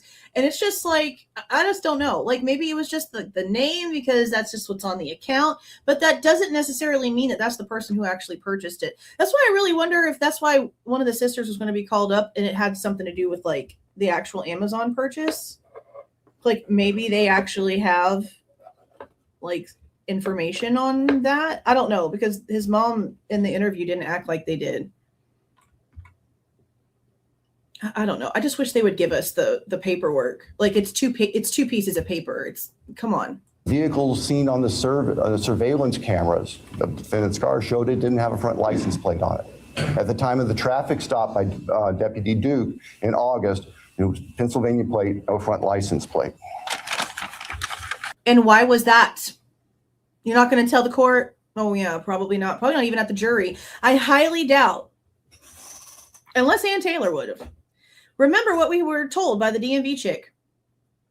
That he had gone into the DMV to change his plates earlier, like when he was supposed to. But he was told to wait, because if you wait 90 days, it's cheaper. I have hiccups from drinking water. That's crazy. If you wait 90 days, it's cheaper. So that's why he went in on, what was it, the 17th? Because he tried to do it before the 13th of November. And he was told it's cheaper to wait, broski. Give it a few more weeks. So they tried to take something that he was told to do, that he listened to a local resident about how to do the registration by saving a little bit of money, by waiting past the 90 days, and that's now being used against him in court. That's wild. Mr. Kohberger proceeded to finish his semester of studies at Washington State University and returned to Pennsylvania for the holidays. Law enforcement at this point were aware of Mr. Kohberger, had been accessing information about him, were trying to find him. They located him in Pennsylvania, and they conducted what's called a trash pull.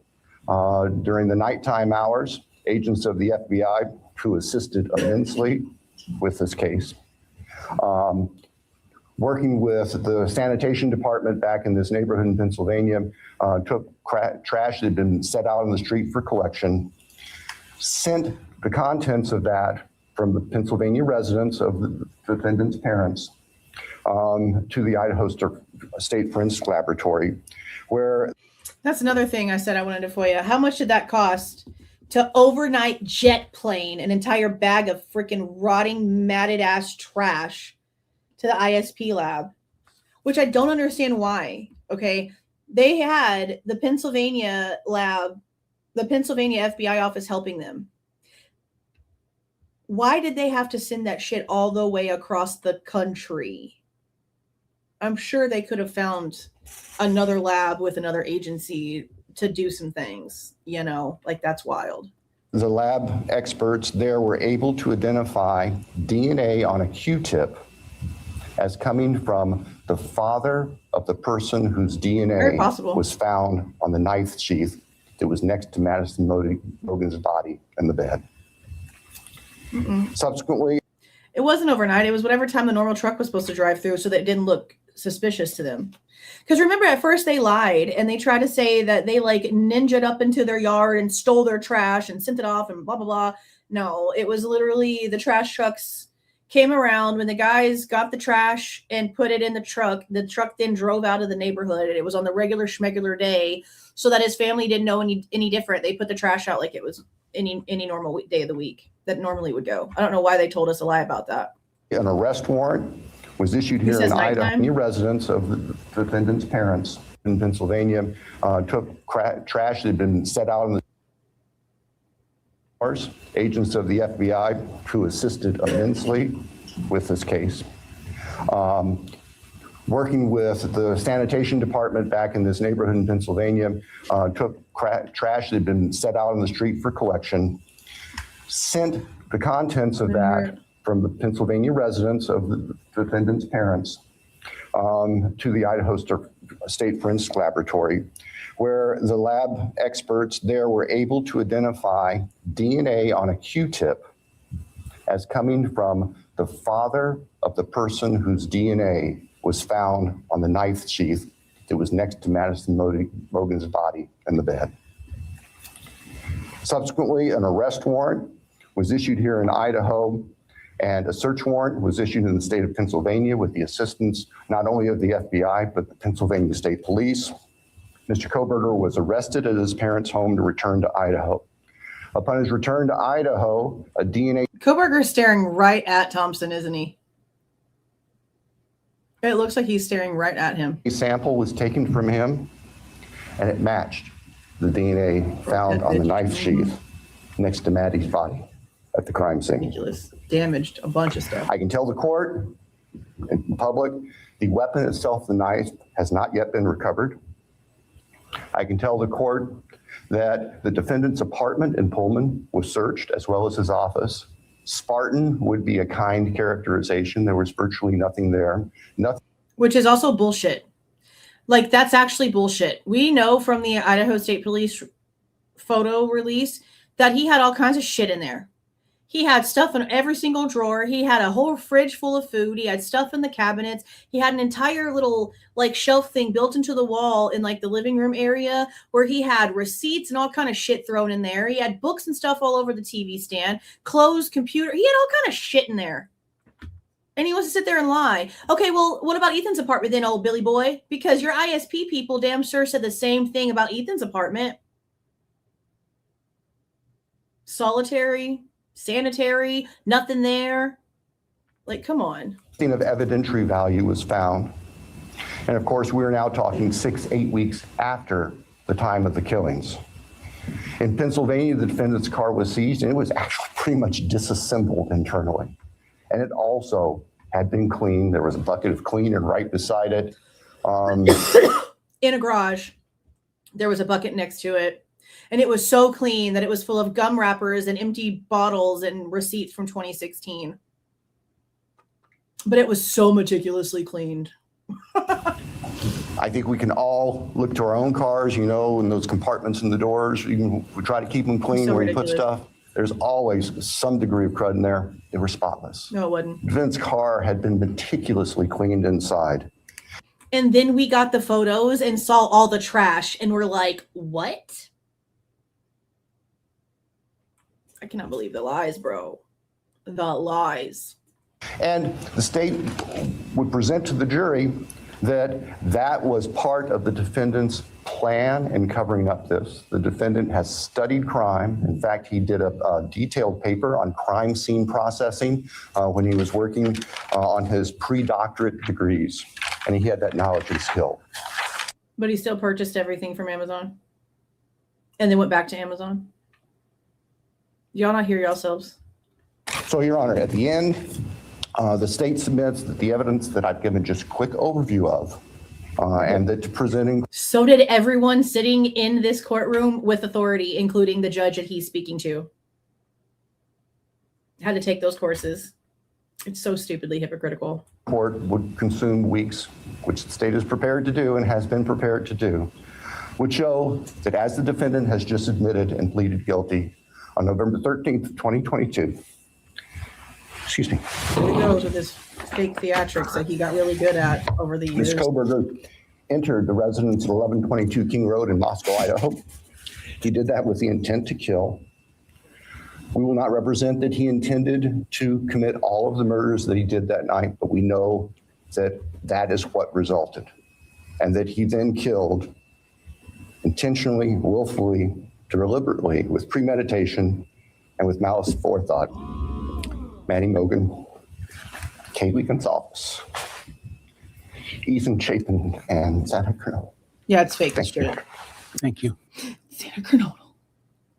The sad part is that it's actually really freaking dramatically, depressingly sad. And he's faking it. He's faking it like a big ass loser. That's what makes it worse. That's what makes it worse. I hate him so much. Ugh.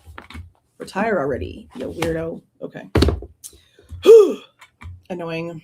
Annoying. Okay. That should be like the last one for a while because we are going to rewatch where I go over Leah Larkin's. Did I finish it? Oh my God, I didn't even finish it. And it's way too long. So maybe we're not going to go over everything that she said in the report, or maybe I'll just like reread it while we're here because I feel like that might be faster because this is still like a 30-minute clip and I don't want to be here for that long going over that. I'll handle that later. Okay. So we played this portion where they start talking about all that stuff. And now this is where he starts talking about how he talked to Turvey twice.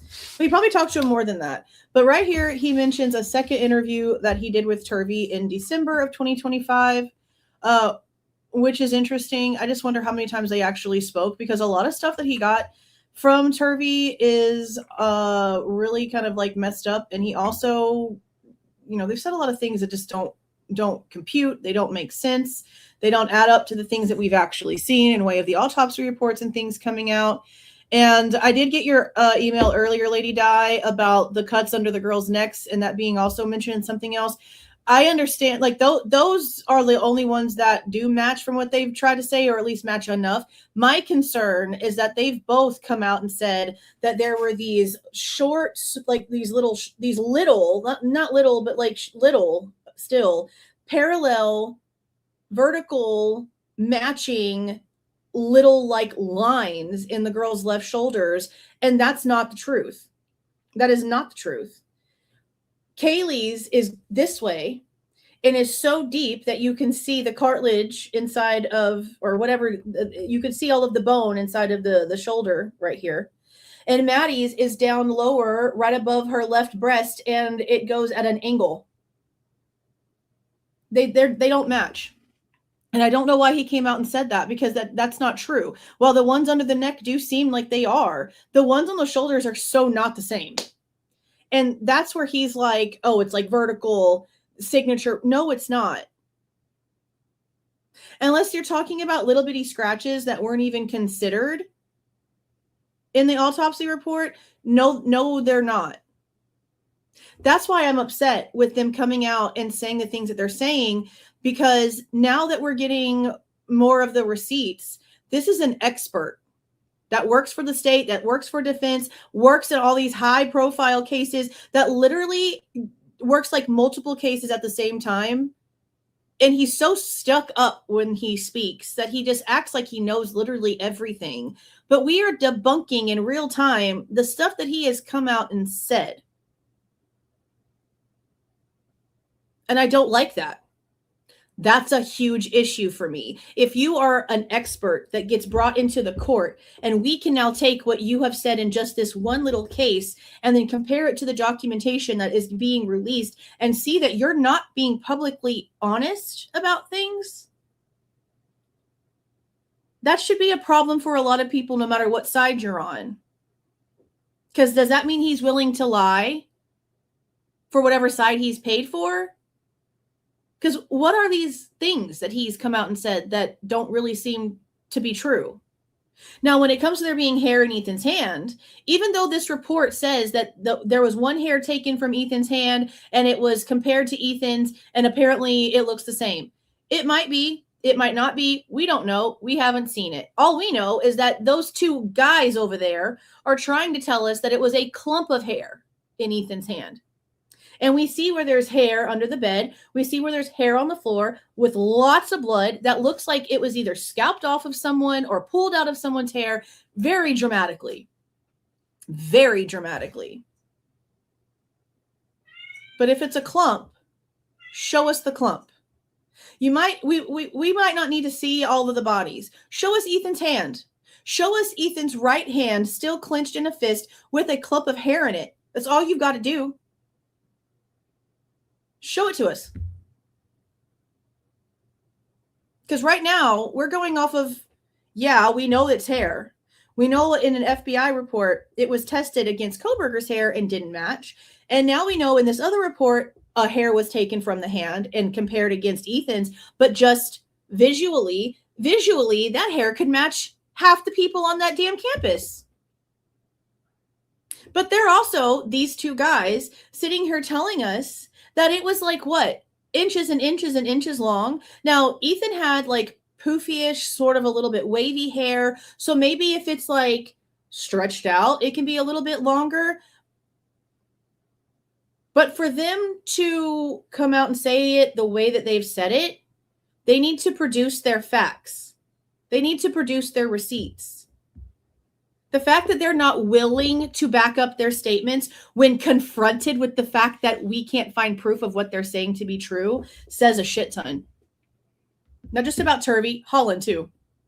Whitcomb, don't give a shit. He got paid ahead of time. Remember, it doesn't matter to him. Lots of lies everywhere. Lots of lies everywhere. Lots of lies everywhere. Lots of lies everywhere. Yeah, I hear Lipso Bipso. She's in the hallway. Now, this is where he says he doesn't know whether the sheath was found on the floor or in the bed, which we still have discrepancies with that, but we also know there is so many other issues with that handwritten report that shouldn't have been there, that had inconsistent statements on it. So who really even freaking knows? Like I said, the only way that that's also going to be ever cleared up is if they release Warner's body cam. All they have to do is release a 30-second segment of him going into Maddie's room, walking around the left side of the bed to check her leg for lividity and walking out. That's all they have to produce. That's all that they have to produce. And they could easily blur out Maddie and Kaylee's bodies to where we don't see their skin, to where we don't actually see anything in that outline. And they're choosing not to for what? Warner's body cam is the only thing that's going to solve that. It's literally the only thing that is going to solve that. Nunes never walked in that room. Only Warner did. Only Warner did. Okay. He also says, we don't know who placed it in the bag, so we don't know where the bag went either or who handled it. Now, this is the part of the information that I was hoping that we had more pictures of, because that's what I wanted to see when we asked for chain of custody information. So I guess maybe I'll even file another chain of custody, because what I want are the photographs taken at the scene of the knife sheath being taken off the bed and bagged. That's what I want. I don't just want what they've released where they've given us the marker next to it and then they're picking it up. I want to see the bag that it was put in. I want to see the label that was on that bag that it was put in at the scene. I don't care about what it was transported in. That's not what you put it in at the scene. You didn't put it in a manila folder at the scene. That's what I want. So when it comes to the chain of custody, you guys know that we ended up getting that. Let's see here. But it wasn't for when we asked for the chain of custody. We got it when we were asking for something completely different, which is, are you going to share it? Are you going to pay attention? No, it's not doing it right. Oh my God. Oh, she's not in the hallway. She was in the closet. Come on, Pipso. Are you coming up here? Come on. Are you coming up here? What you doing? You want me to let you out? I don't know what you want. But you're not going to come up here and start climbing on my camera again. Where you at? Oh, here she comes. Oh, God. Oh, she's going to the window. Okay, we're good. She's going to the window. Okay. This is the chain of custody right here. Now, I moved this one around and to fix it because it was a little out of order for some freaking reason. I don't know why. But this is what they're claiming right here. And it starts on what you can see, 1114. I don't want that. I don't want just that. I want from 1113 forward. I want 1113 forward. They gave us 1114 forward. I don't want that. I want to know what the hell it looked like when it was picked up and put in a bag. I don't know why they did not produce that information. But we also know, hold on, where is it at? Is this over here? No, I moved them this way. That they gave us, just the images. They gave us this. So I don't know if they would use these paper bags at the scene like this. I guess it's possible, but I highly doubt it because they didn't actually put this stuff into evidence until the 14th. So I don't know what other carriers they would use. I don't know what other carriers that they would use. But notice it says scene to Talbot on the 13th and then Talbot to Payne on the 14th. And I always questioned why, if Talbot was there at the scene if ISP was there at the scene and they already knew that ISP was going to be taking everything into their lab to do the work on it, why didn't they just have Moscow take photos, label something, write some sort of document, and then it go from the scene to the lab? Why is there all this other shit going on? Why is there all this other stuff? Now, we also know that this is where it's a problem because everything in here is the exact same handwriting, which means that this was filled out at the Idaho State Police Lab.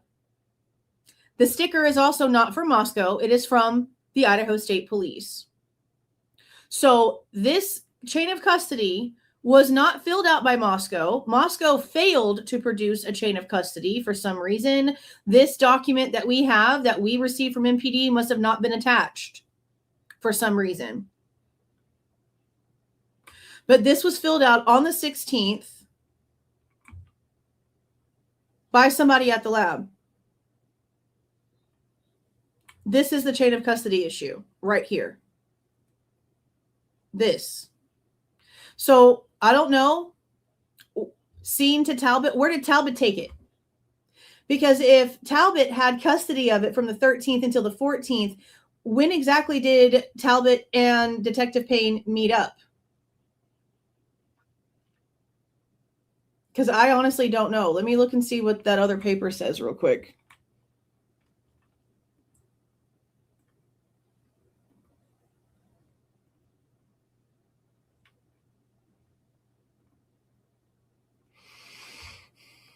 Let's see, what's the timing on this?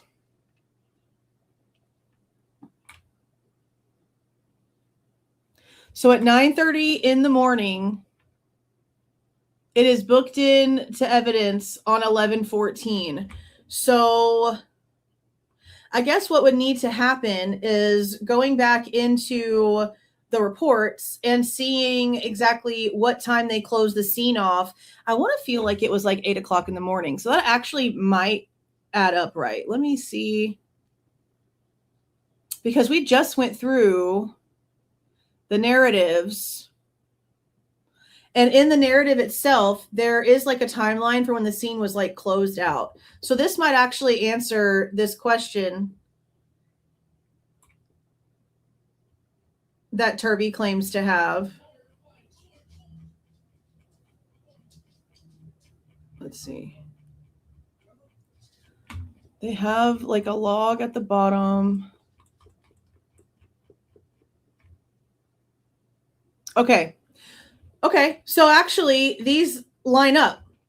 So Turby actually kind of doesn't need to say, oh, we don't know where it was, blah, blah, blah, whatever. When you look at the log, at 8:09 in the morning on the 14th is when they completed the scene. See right here?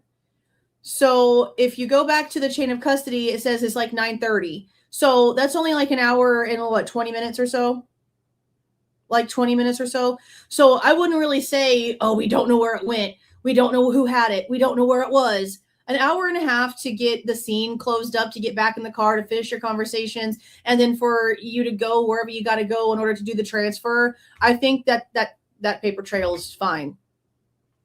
I think that paper trail is perfectly fine. So that's probably something that I need to address separately to show that there wasn't really a lot of time there. Like he couldn't have even driven back down to the lab and back in that amount of time. Like he really couldn't have.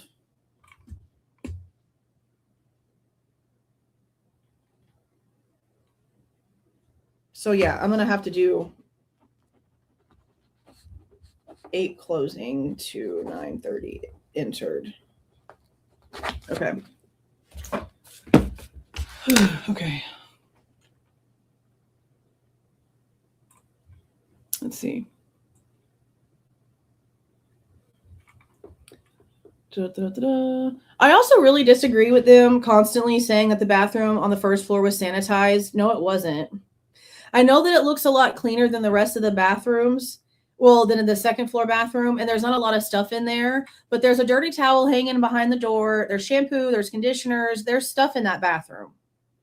Now, it is a lot cleaner. I know it's a lot cleaner. And for some reason, even though Lakeland is saying that they walked into the house and she immediately had to go pee, she chose to go up to the second floor bathroom instead of going to the bathroom that was literally right in front of her face.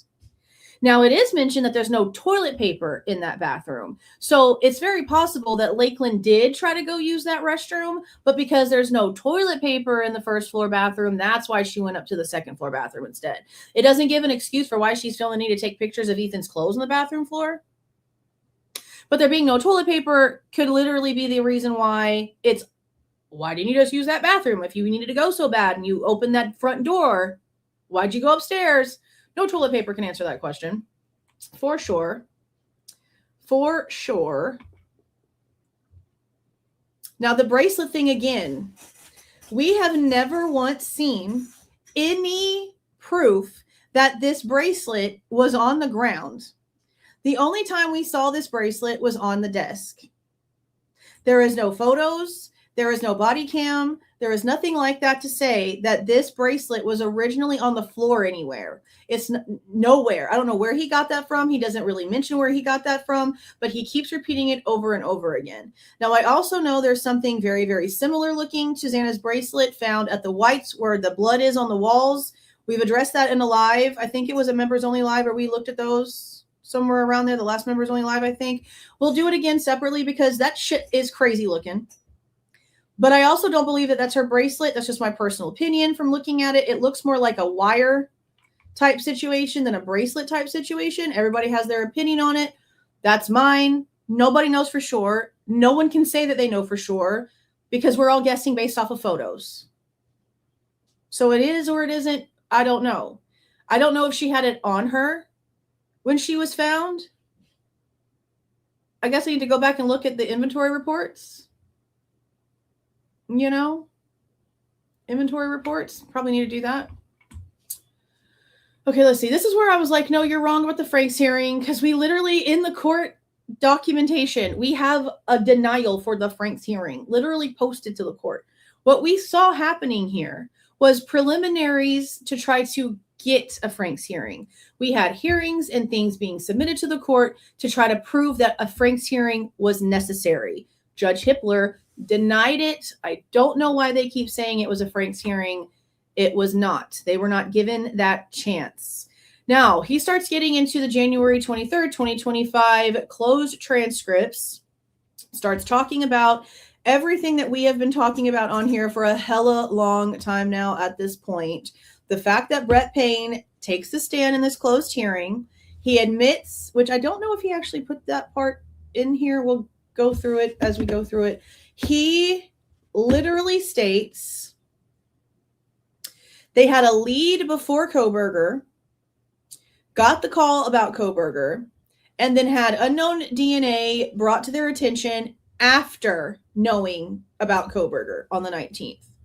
And again, very miraculously, this exact same day, the night of the 23rd of January, 2025, is when the refrigerator with all of the swabs miraculously went broke and had to be replaced the next day. Timing on that's a bit crazy, don't you think? I sure think it is. I sure think it is. First time I heard Bryan Kohberger's name was December 19th, 2022. And keep all of that in mind because this crackhead goes on to continue to say 5 or 6 different times that Brett Payne knew about Kohberger before the 19th from an FBI cast member. No, the hell he did not. I don't know where you're getting that from, but no, he did not. No, he didn't. And what was the result of? What was that the result of? That was the result of investigative genetic genealogy that was being undertaken by the FBI. We had a phone call that evening, and we were told Bryan Kohberger's name. And before that, Mr. Kohberger was not on your radar. No, ma'am. No. This is a critically important statement because according to MPD reports, no one started looking for a white 2015 Hyundai Elantra until December 26th, a full week later. Now, I don't remember the exact date that it changed, but it changed before the public was told anything. And I know that we have an email from Brett Payne to the Pullman Police Department on November 27th, 2022, but I don't remember what the year is in that one. But it's like the don't even talk about this over the dispatch radio kind of internal bolo for the car. I can't remember what it says. We're going to have to go back over the Pullman stuff soon anyway. But on the 27th is when Payne started sending emails out for what they were looking for. And see how it says right here? And that was supposedly due to a WSU officer stumbling onto it in the parking registrations. No, not at all. Because you also need to keep in mind that the whole thing that happened at WSU happened on 11/29. He's trying to say that on December 26th is when they changed it based off of them going and finding the car. No, not at all. None of that stuff was ever sent. No, they didn't. False as hell. You obviously been over on the Drunk Turkey show. No, they did not. Chief Jenkins, who literally works for the Pullman WSU police, came out after the plea and said, yeah, we saw Bryan's car in the system, but it was not the right car that we were being told to look for. We never turned it in. Never. Brett Payne and everyone else has already stated that when they got the information on the 19th about Kohberger, there was no tips whatsoever regarding him in their system. So no, they did not know about him on 11/29. That is a lie that is in the PCA that they planned to use in order to be able to lie about the IGG. Every single law enforcement officer from every single department that has worked this case agree on that one thing, that until the 19th, there was nothing about Kohberger anywhere. The 11/29 tip was never turned in. It did not match what they were told to look for. So the guy that saw the car in the parking lot and the other guy that looked for everything in the system, no one sent that in. So no, Bryan Inton is lying. Anyone else telling you that is lying too. That's not true. Literally at all. That's why I don't understand why Home Dude is in here saying this crazy shit that he's saying, because Jenkins came out and did those interviews literally within like a week. Within like a week. He went to Anjanette Levy. He was talking to all these people, and in every single interview, no, it was not turned in. We didn't even know anybody was even looking at him until Chief Fry called me. No. No. Kohberger was nowhere. Not sent in, not in any of the tips from anything. No, not at all. Not at all.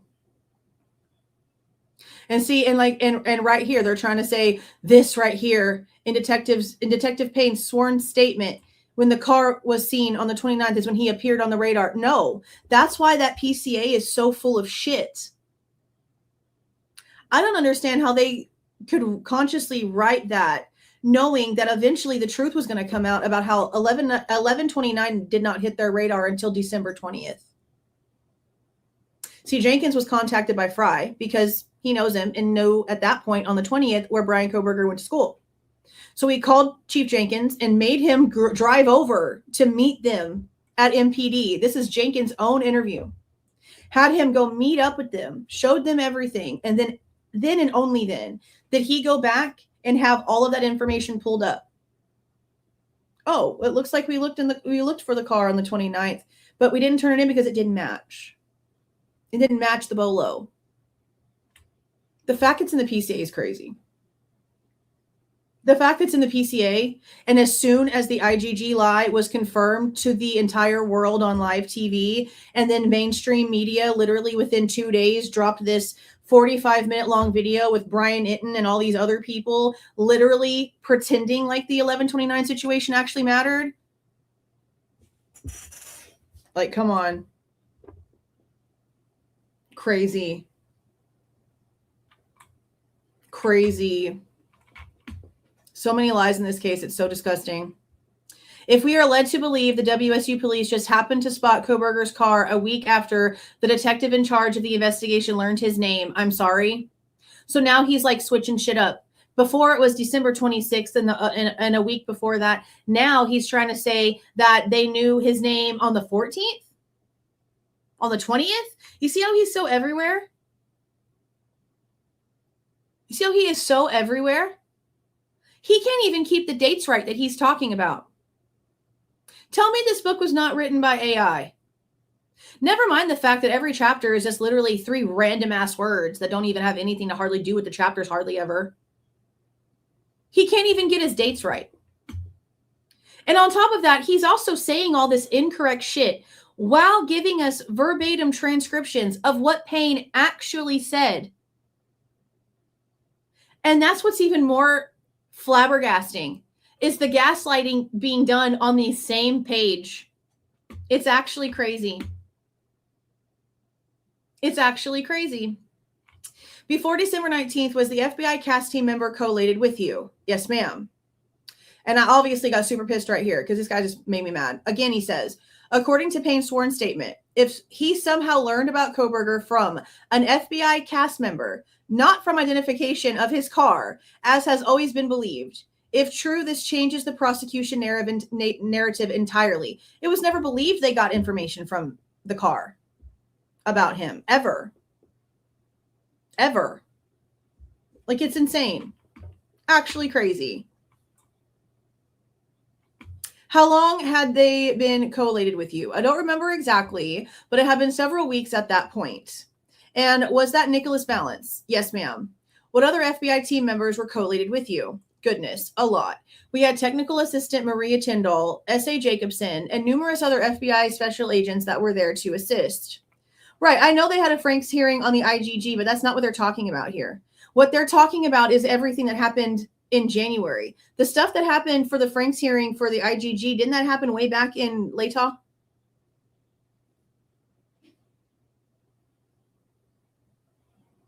But they didn't. It wasn't. It wasn't a Franks hearing. The denial for the Franks hearing is in the courtroom. They did have a whole Franks for the IGG, but that was with John Judge.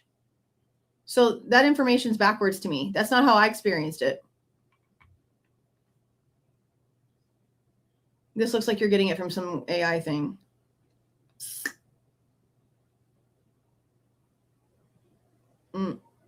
We had an order for Franks on the IGG in Latah County. I think it's got, whatever you're getting that from, I think it's getting it mixed up. Because we know that Latah County judge was giving them information on. Then why do we have a denial?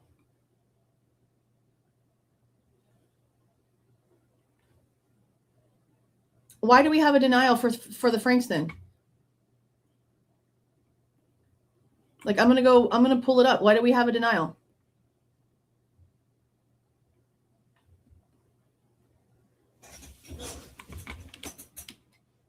Because what we were told is the Franks hearing was denied because they didn't have enough, or because we know how, what his face is. Here's the motion for Franks. Order on defendant's motion for Franks. Motion denied.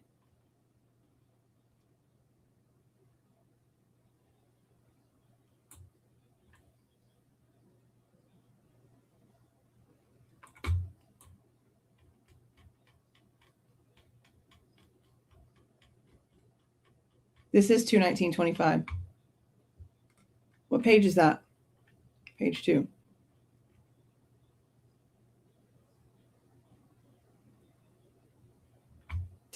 All this is telling me that it's a denial.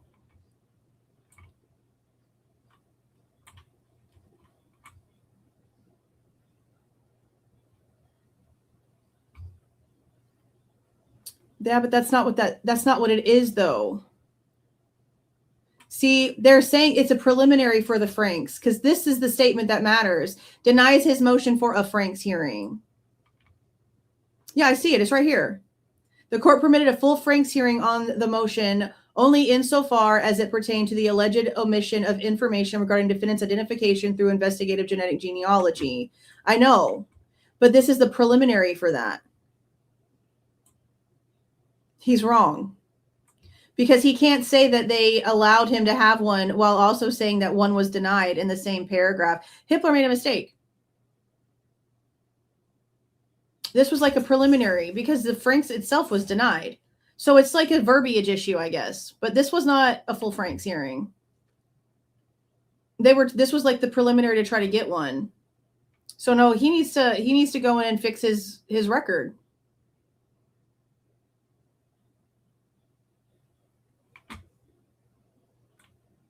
See, the state responds, the defendant has failed to make the requisite substantial preliminary showing under Frank's that blah, blah, blah, blah, blah. See, it's a hearing on the defendant's motions. The Frank's hearing, I know that but this doesn't work for me because we know that it's denied. It says in the same paragraph.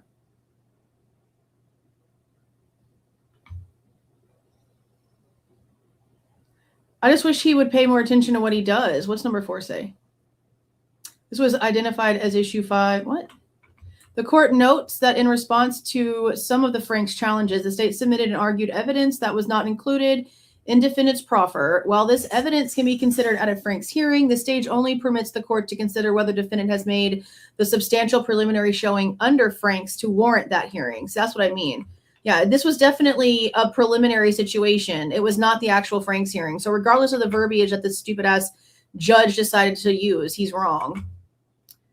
We can read in the order itself that it's wrong, but it doesn't make sense for why they keep pretending that that's what it is whenever they know damn well that it wasn't. It was just a preliminary. That's why everyone was so upset, because everything that they kept trying to fight was so much like Delphi, because everything that they tried to produce was getting just knocked down like a bunch of freaking flies with the fly swatter. Judge didn't give a shit about what was going on. He's just ridiculous. Yeah, there wasn't one. He needs to fix his report because he's wrong.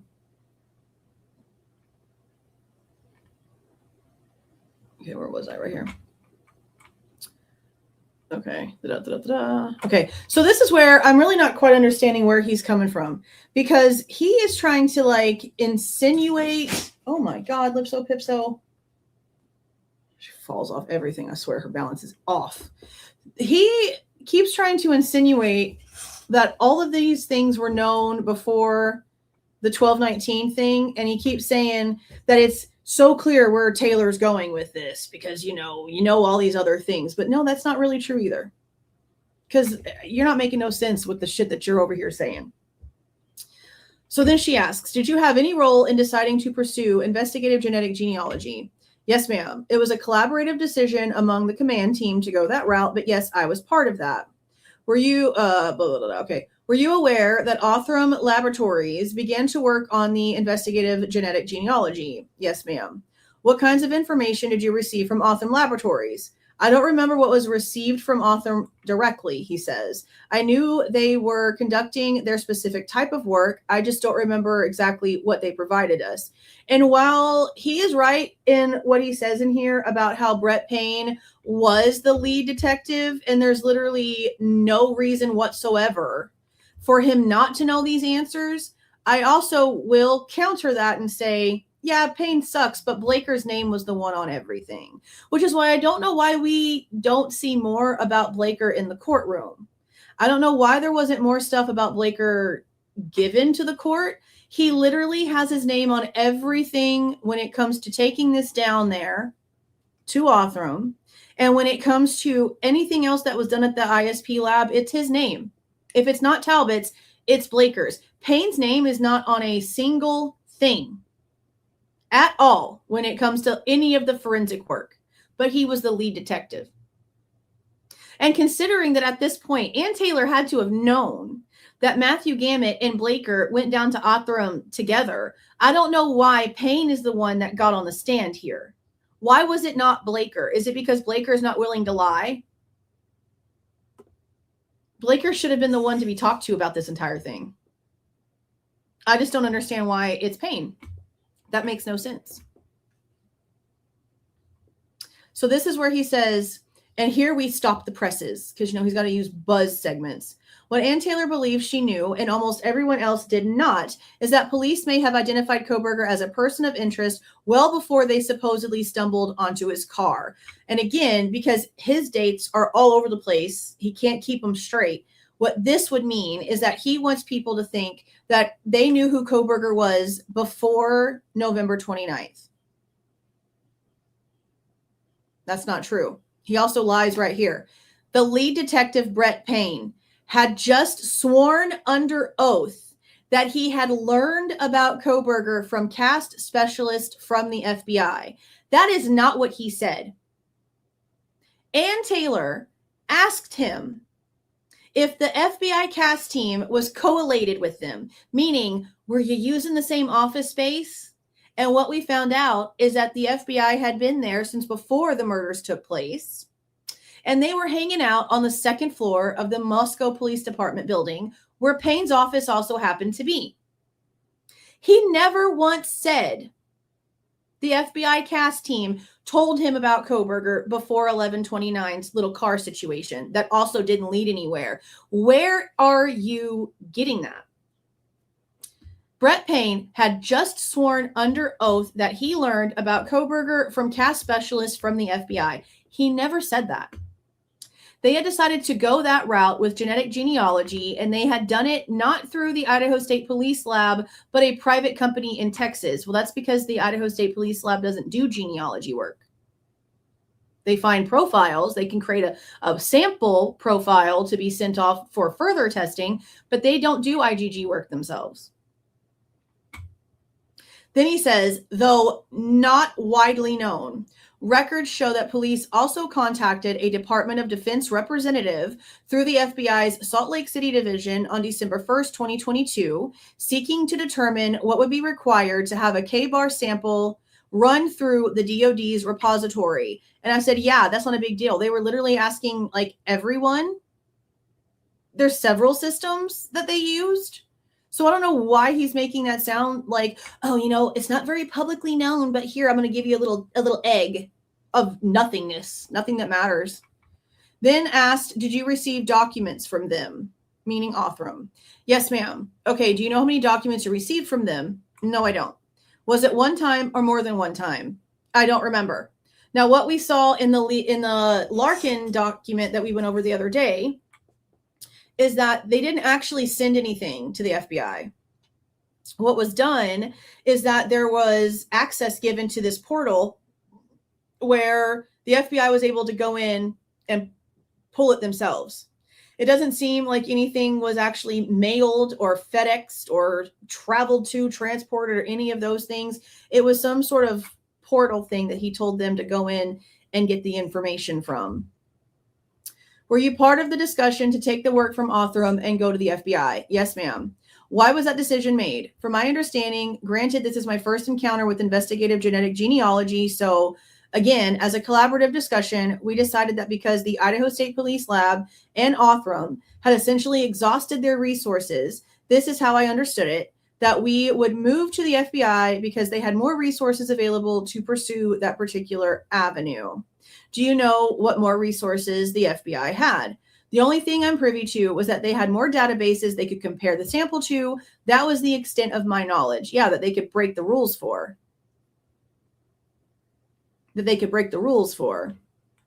Now, this whole thing right here is just about the contracts that they had right here, like this part right here.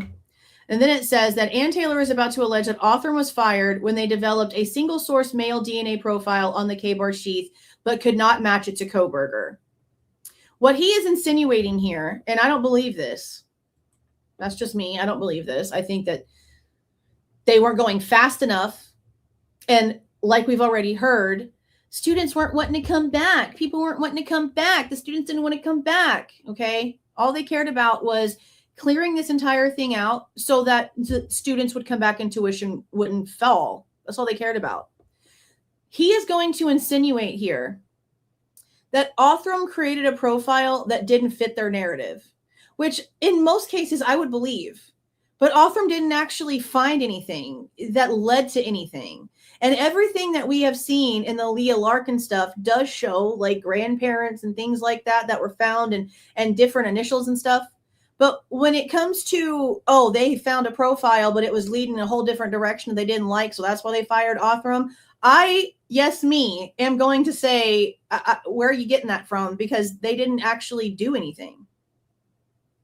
They didn't actually do anything. Now, some people could argue, okay, but what if that is the truth and Othram is getting all these kudos because they were told to shut the hell up about it, and this is their reward for shutting the hell up about it? Maybe. But I need some proof of that. I need them to produce whatever it was that they actually did. Because Leah Larkin, even though she's saying that the profile when it got to the FBI is so much bigger than it should be, I don't think that she's saying that it doesn't methodically connect or methodically lead to the same result. As far as I'm understanding, I don't know if she's done all of the analytical stuff on the back end of that. I don't know. But what we understand is that they were told 48 hours, we can get this done. And it took them 16 days before they uploaded a profile for the very first time. They told them they could have it done in 48 hours and start uploading the profile to databases. And they did not have the capability for 16 days. That's why I totally believe that they got fired because they suck. They got fired because their job is low and slow because it's IGG work for cold cases. When it comes to something that needs to be right now, we need an arrest. There's a psychopath out there. You cannot have that kind of IGG work being done by a company that does not know how to move like a sloth. 16 days after a 48-hour promise is crazy. So I don't know where he's getting his insinuations. But the facts are they failed at their promise and were fired because they failed. If something else happens to come out, then I'll change my mind. But that's how it is for right now. They failed. They failed. So then she says, what was your communications with the FBI about the IGG? And then some other questions are asked, which this transcript is also available on the Idaho Judicial Case of Interest website. To be clear, Ann Taylor's line of questioning is implying that Brett Payne, the lead detective in charge of the case, knew about the Idaho State Police shopping his DNA evidence in search of a predetermined match. Where has Ann Taylor ever said anything like that? We have never once ever been told or even had the insinuation that they had a full-on profile already that they were trying to get a match for. Where is he getting that from? And he says, to be clear, like this is an actual factual thing that's happening. Where are you getting that from? Where are you getting that from? I really need to know where this predetermined match is stored at. Because what? What? That's crazy. That's wild. So our communications are just via telephone. The sample was sent to the FBI. I don't remember the date it was given over to them, but after that, there were very few conversations, and if they happened at all, they were just telephonic advising us that the process was still in the works, and they would let us know when or if they had anything of interest. Now, this is also what's crazy to me, because he says, Ann Taylor has established that MPD sent the K-bar knife sheath or the DNA found on it to the ISB crime lab for analysis. What do you mean, or? Are you thinking that they're swabbing shit at the police department? They sent the knife sheath itself off to the lab. That is something that everyone knew, and you especially would have known by the time this book came out. Why you have it in there like that, I don't know. I have no idea. So then he says, from there, it was sent to Othram, not clearing up what it actually means. Now, we're being told that it is some sort of vial that had the DNA sample that was amplified from the little nothingness DNA that they did find on the knife sheath that was sent down there. But he is leaving this open to, oh, did the knife sheath actually go down to Othram? That's something that some of us were wondering for a long time because they were being very not straightforward about things. But no, it was definitely the vial. It was, well, I can't say it was definitely a vial because we looked at that damn manila envelope and it's flat as a damn pancake. I don't see no circular vial making any sort of anything in there. And the tamper evidence tape is still sealed. So that's crazy. I also don't know why he's lying about it being sent off to Quantico And I can prove it wasn't sent off to Quantico because Leah Larkin tells us in one of the newest unsealed reports that it was Los Angeles that actually ended up with that and did the DNA work. So if we go down to all court records right here, pre-guilty plea, 12325. We open up, I need to fix it because there's not a G in her name, but we open up Leah Larkin. Scroll, this is like not important stuff yet. Let's see, where does it get to where it talks about where it went?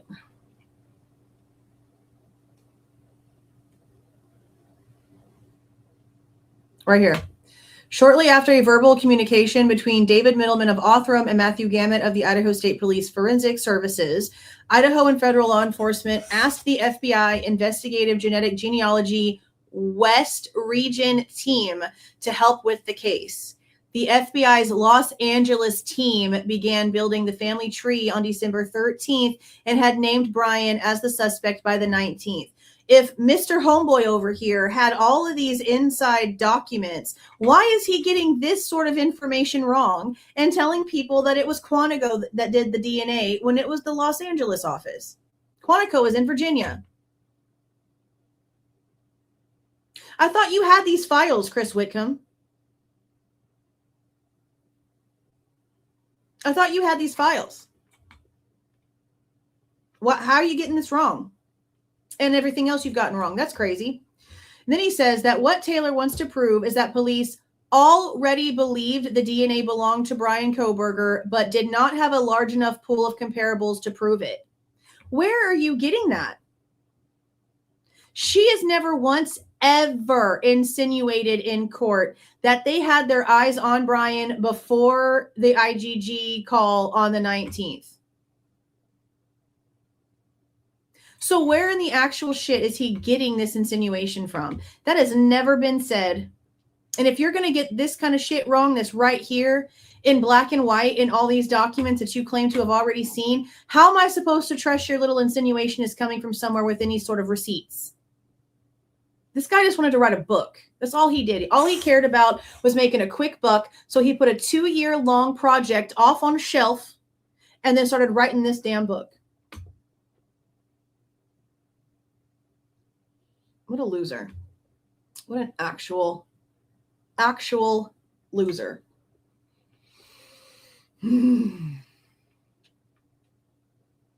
Okay, so then it says, and this is the part that we talk about a lot. At that point, Taylor asked, what happened was police learned Kohberger's name, and from there, things get interesting. So the only thing that was given to us was Bryan Kohberger's name, and that was it. It was conveyed to us by the FBI that it was to be taken as no more than a tip. That was it. So once we received his name, we set about doing basically an independent verification of whether or not he was involved in this crime.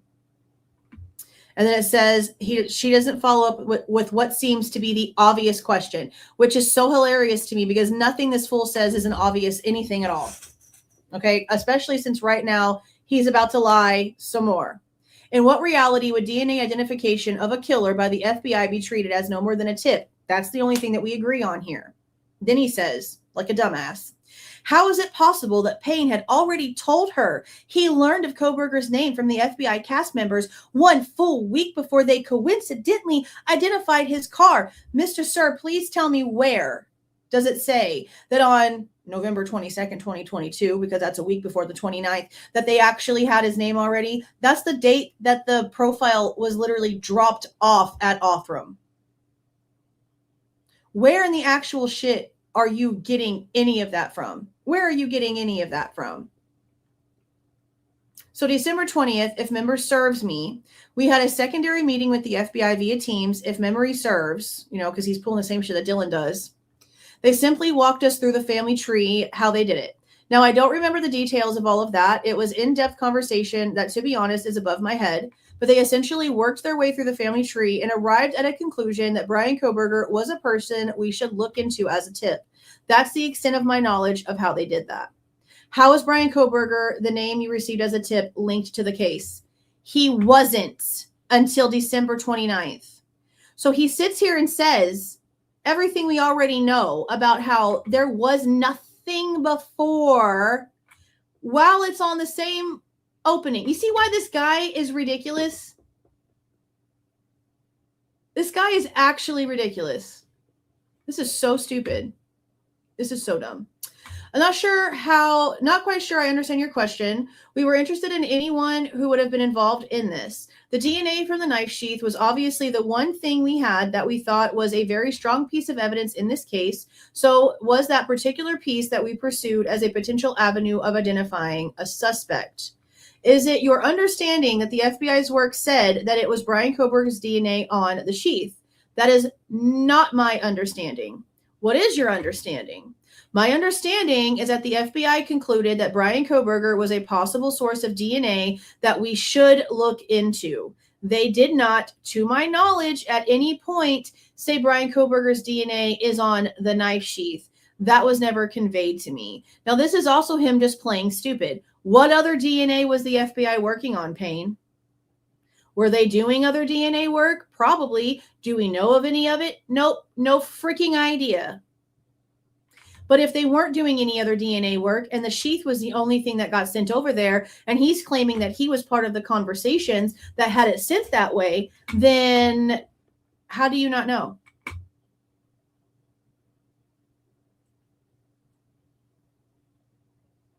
You know. Why are you pretending? Why are you pretending? This part right here is true. The DNA that Bill Thompson tried to pretend that the DNA was proof beyond a reasonable doubt of guilt, and that's not true. It's never been true. So then it talks about a September 1st, 2023 filing where Ann Taylor is talking about the methodology used by the FBI with the IGG. This is where we start getting into the DOJ rules and all the things that she thinks they actually broke into. And it says, counsel has learned through consultation with experts and sources referenced below that the use of genetic genealogy databases does not necessarily lead to a single individual as a potential suspect, and that reports of these searches often reference multiple individuals for further investigation and DNA testing. In fact, the state acknowledges such in its motions for protective order when it acknowledges hundreds of relatives. This is true because that was one of the main reasons they didn't want to give the information actually over to the defense. And then it goes on to say the testing conducted by a private lab is completely different in nature than the testing done by forensic labs. Genetic genealogy labs do not generate a profile in the same way that forensic labs do, and there cannot be a direct comparison between the data obtained in this case by the Idaho State Forensic Crime Lab and the private lab. The tests used by private labs are either SNP, what we just looked at, or whole genome sequencing. These tests are similar to the methods used by commercial services such as 23andMe and Ancestry.com. And then it says down here, Bill Thompson knew about possible problems with the chain of custody, about the Idaho State Police shopping results between Othram and the FBI. I don't believe that at all. Like this part right here does not make any sense to me. You're going to have to come out with your proof of this, Whitcomb, because what do you mean? What we saw was 16 days and there being no results and a community that was desperate not to lose their tourism money and their tuition. That's what we saw here. That's what we saw here. Taylor appears to believe that evidence Bill Thompson touted as the foundation of his case may have been misrepresented, mishandled, and hidden from scrutiny by the court's own rulings. Well, that's because they broke a lot of rules. They broke shit tons of rules, and then the judge came out and said that it was constitutionally not important, which is crazy. I also am not going to read all this stuff. This is some sort of booklet thing from the DOJ. Yeah, this is the DOJ rules, the interim policy rules right here. I'm not going to read through them. We know they were broken. We don't need to go through and find out why. They've already told us. The judge admitted that it happened. It was just constitutionally unimportant, which is so freaking crazy. So crazy. So who the frick is Lake? Like, I know we have an ISP officer, Lake, but he puts it in here as if Lake is like Kohberger's attorney, who just testified under oath. This is, okay, I'm going to read the whole thing. Riley Nallin is up next. After Brett Payne, who just testified under oath that the FBI never said they found DNA from Lake's client on the K-bar sheath. This should say Taylor, not Lake. The carelessness in this book is gross. Oh my God. The carelessness is insane. So then it talks about a little bit how it's not called IGG in the crime world. It's called forensic IGG or FIG. Apparently, Riley Nallin also worked for like a CODIS database before, which is where they start talking more about like the CODIS stuff. Right here, Nallin previously served as Idaho's alternate CODIS administrator. Then they start talking about CODIS DNA. For CODIS DNA that goes into CODIS, what kind of profile is used? If I'm understanding the question correctly, there's different types of DNA profiles, and what goes into CODIS is known as an STR profile or short tandem repeat. DNA is a substance that's found in the cells of our body. It acts like a blueprint. It tells our bodies that what form to take and how to function. Between individuals, it is over 99% the same. This is why we all have the same basic structure and our bodies function in basically the same way. Do you know what a S&P profile is? I do. Well, I'd freaking hope so. An S&P profile is a single nucleotide polymorphism. So you're looking at a single nucleotide, whereas the STR is a series of repeating nucleotides, a specific repeat that we're looking for. And remember, when we learned how all of these were created, it's literally like a 3D printer. It has a base that it's given, and then based off of certain things that's already there, it tries to take information that's already known from all these other DNA profiles of ancestry this and ancestry that, okay? And then it tries to find the similarities. And as it runs through thousands and thousands and thousands and thousands of times, it adds small little fragments every time it does a pass through until finally, after thousands and thousands and thousands of runs, it finally has a profile that it created from reading things around it, finding matching things that also have come from similar characteristics, and then put it all together. It's like an estimated guess. It's an estimated guess. Definitely an estimated guess. The S&P then, is that closer? Is that a closer look at a person's genome? I would like to state that I'm not an expert in SNPs. I'm not qualified in the SNP technology and have not ever been qualified in the SNP technology.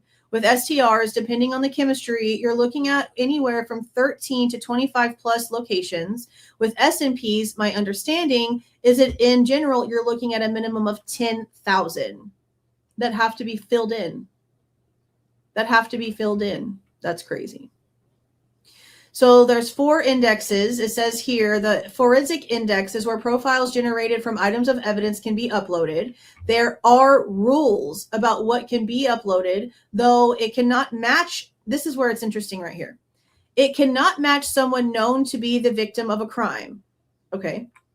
It cannot match someone whose DNA should be in a place outside of a crime being committed. Just because it should be, I don't see why that would be a reason not to test it, because, just in cases. It cannot be anything taken directly from a suspect of a crime where you would reasonably assume their DNA would be present. So it has to be something literally based off of a piece of evidence, not the person themselves. And it must be related to a crime. Okay. And it must be believed to be from the putative perpetrator of that crime. Yeah, but how do you know if it's actually the perpetrator until you've ran the DNA to get an ID and then done more digging into that human? Huh. I don't know.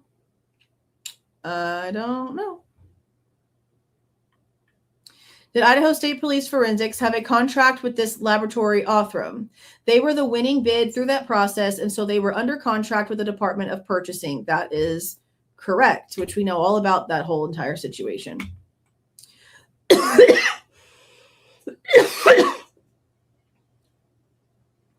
So then it says here, it comes down to this. Ann Taylor knows that Othram Labs obtained the DNA profile from the K-bar sheath that was ultimately touted by the prosecution as Kohberger's. Ann Taylor knows that police had already identified her client as a suspect in the case and believed the DNA on the sheath would come back to him. That's not true. Where is he getting this from? If this is true, I will freaking eat all the crow, okay? I want to know if this is factual. He is the only person who is saying this shit. And don't you think that if this was true, that in all of these interviews and Q&As and all this other shit, don't y'all think that they would have come out and said that they had something on him beforehand and that the DNA was just to double down what they already thought? Why haven't they come out to say that? I wonder why. I wonder why. She knows that as a private laboratory, Othram could not query CODIS under the rules Nowlin previously stated. Othram wouldn't be using CODIS. CODIS was used already, and there was no results, which is why Othram came into play. Othram would have never used CODIS. Othram is not authorized for that. Othram creates profiles, and then authority figures are the ones who can then say, okay, we're going to run this through CODIS. Othram would not have touched it. Where are you getting that from? Further, she knows they did not have access to a public database large enough to match the sample with Kohberger. That's not true. If they can solve all these other cold cases, if it was going to match, it eventually would have matched. The problem is that they took 16 days to do something they said they could do in 48 hours, 2 days. That was the problem here. I don't know where he's getting all the rest of this stuff from. It's actually really crazy. She knows that when the Idaho State Police figured this out, they took the evidence back and sent it to the FBI. Were you aware that Othram was just stopped from doing any further work at some point? I was aware of that. And was this before they produced any result? No. We received a preliminary report. I recall receiving that because that's how I know I can approve payment of the invoice. So I know we received that prior to them being told they were stopped. And that information is what's right here.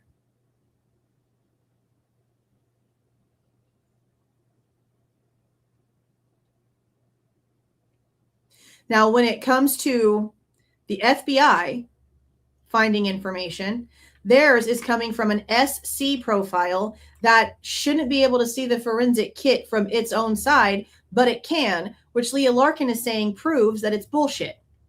But when it comes to Othram, the information that came from Othram are these cousins, this RK and this HS that are third cousins to one another, with these grandparents that passed away back in the beginning of the 1900s. Okay, all of this right here is what came from Othram. So this would have been the part of the preliminary report. And we know from what we're going to get into here in a second, when it comes back to Matthew Gammett's information, is that he tells Taylor that whole four brother situation that Leah Larkin does not mention here. I don't know why Leah Larkin doesn't mention it in her report, but that's exactly what Matthew Gammett is about to tell Ann Taylor. But here it comes to the trash pool, warrantless search for the trash pool. Unknown male A. Of course, male A was Bryan Kohberger. Everyone involved in the case knew it at that point. They had him and his family under surveillance, but they didn't know that. They didn't technically know that. They didn't know that until after they pulled trash and sent it back and then was told, oh, this sample's got to be the dad. But also something that they didn't tell us, which we learned later, was that there was a mixed sample in his trash that actually did have Kohberger's DNA on it, but it was mixed with the female DNA. They never said if it was his mom or a sister or like what it was or anything like that, but they definitely had his own DNA in there, but they still chose, I guess because it was mixed, to go based off of the paternal match instead. When you got to the trash to go through the lab, you knew what you were looking for, a male though, right? Correct. And you knew that the male and his family members lived in a house that produced a bag of trash. Is that right? The implication at that point is clear. According to Detective Payne's testimony, again, he keeps saying this over and over, and he's saying it like it's a statement that actually is true. This is like the fourth time that he has said that.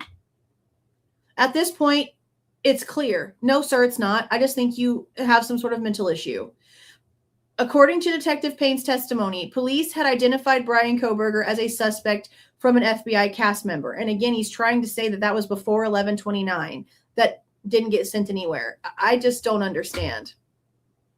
I just don't understand. So then he wants people to believe that before December 19th, cast was already tracking Bryan Kohberger's phone. Where's that proof? So where is that proof? If that's true and you had him all of this time, why has it never been brought up a single time in court over the past almost 4 years? Where is it? Where is all of that? Cyrade's not seeing any of that in his reports. He hasn't come out and said anything about how the FBI went in and did all kind of crazy shit before they had the name on the 19th in way of cell phone stuff. How could they have possibly have gone in and done anything in way of a cast report for Kohberger if they didn't even have his name until the 19th? That's ass backwards. You can't do that. Especially considering the fact that when they did the geolocation warrant, nothing related to Kohberger even popped up on there. That's where Molly's information came from that got the police's attention. And they were like, what the hell is that? And they brought her ass in. But when it came to that whole net that they put out there in way of warrants, Kohberger stuff would have been in there. It would have had to have been in there in order for this to be accurate. And it wasn't. It wasn't. The lies in here are wild. So here comes Matthew Gamet. And he says, okay, let's talk about Othram being involved in the case and why we're here today. What communication did you have with Othram on the early end of that process? So to my recollection, our early communication on the case was providing them with DNA that they would be able to develop, hopefully, an investigative lead for us on the case. After that sample, to my knowledge, had been that we had followed our processes through and that we had put a sample into CODIS, that we had not received any hits off of CODIS, then we would proceed with the next step of testing. We did have a contractual relationship with them since early in, I believe, 2021. So we did have a contract with them in place. How did they get the DNA? The DNA sample itself? That DNA sample was delivered by Moscow Police Department in person to them at Othram Labs. Now, notice how he just puts this statement like it was only Moscow.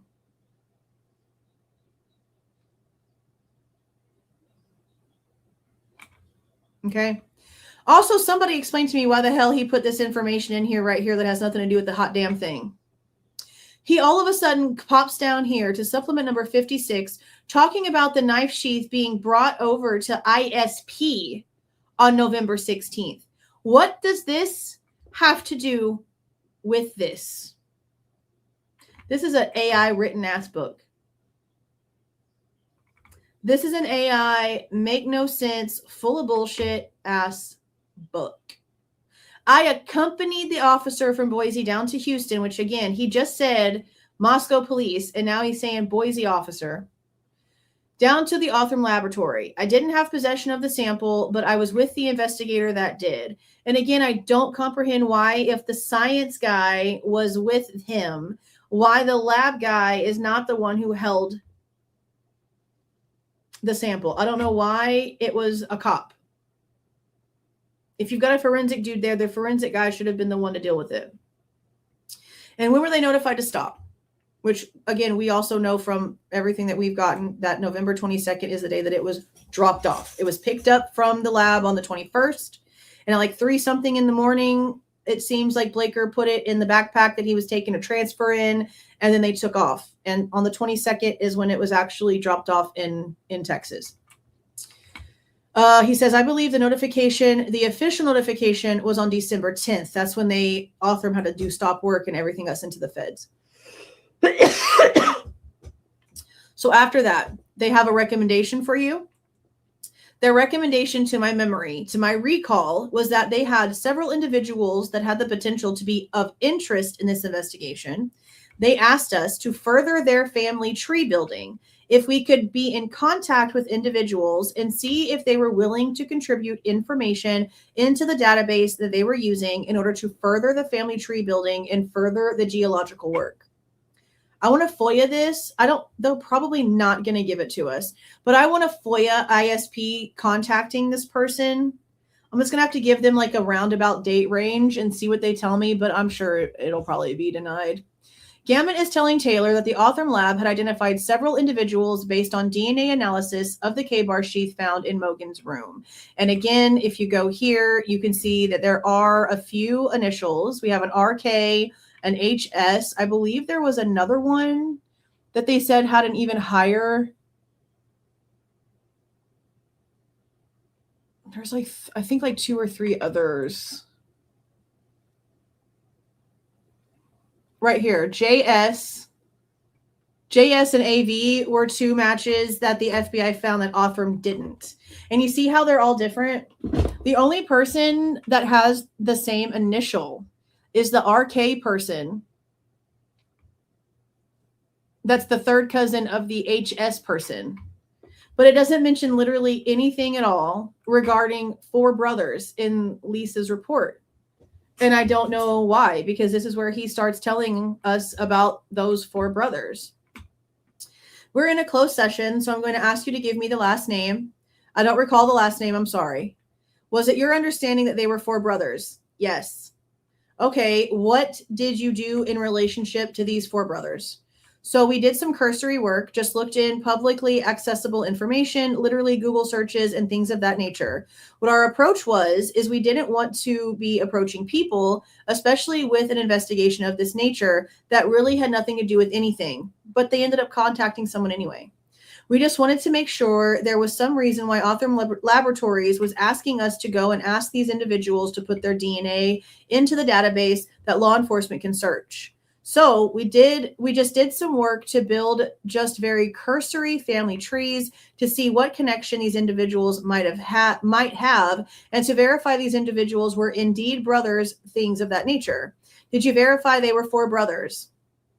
I don't know if we could use the word verify.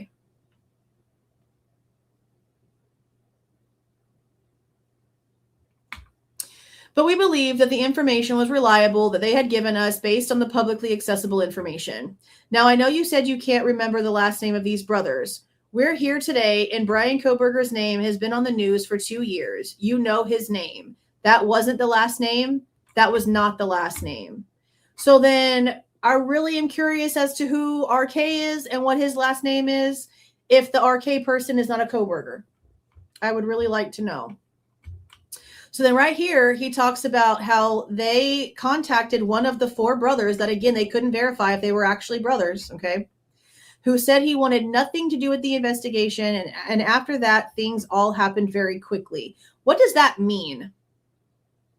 Like, I'm really curious as to if they tried to contact this guy and he said no, but then they, went and tracked him down, grabbed a water bottle from a trash can, waited for him to put a cigarette out. Like, did they go and stalk these relatives in order to get some sort of sample?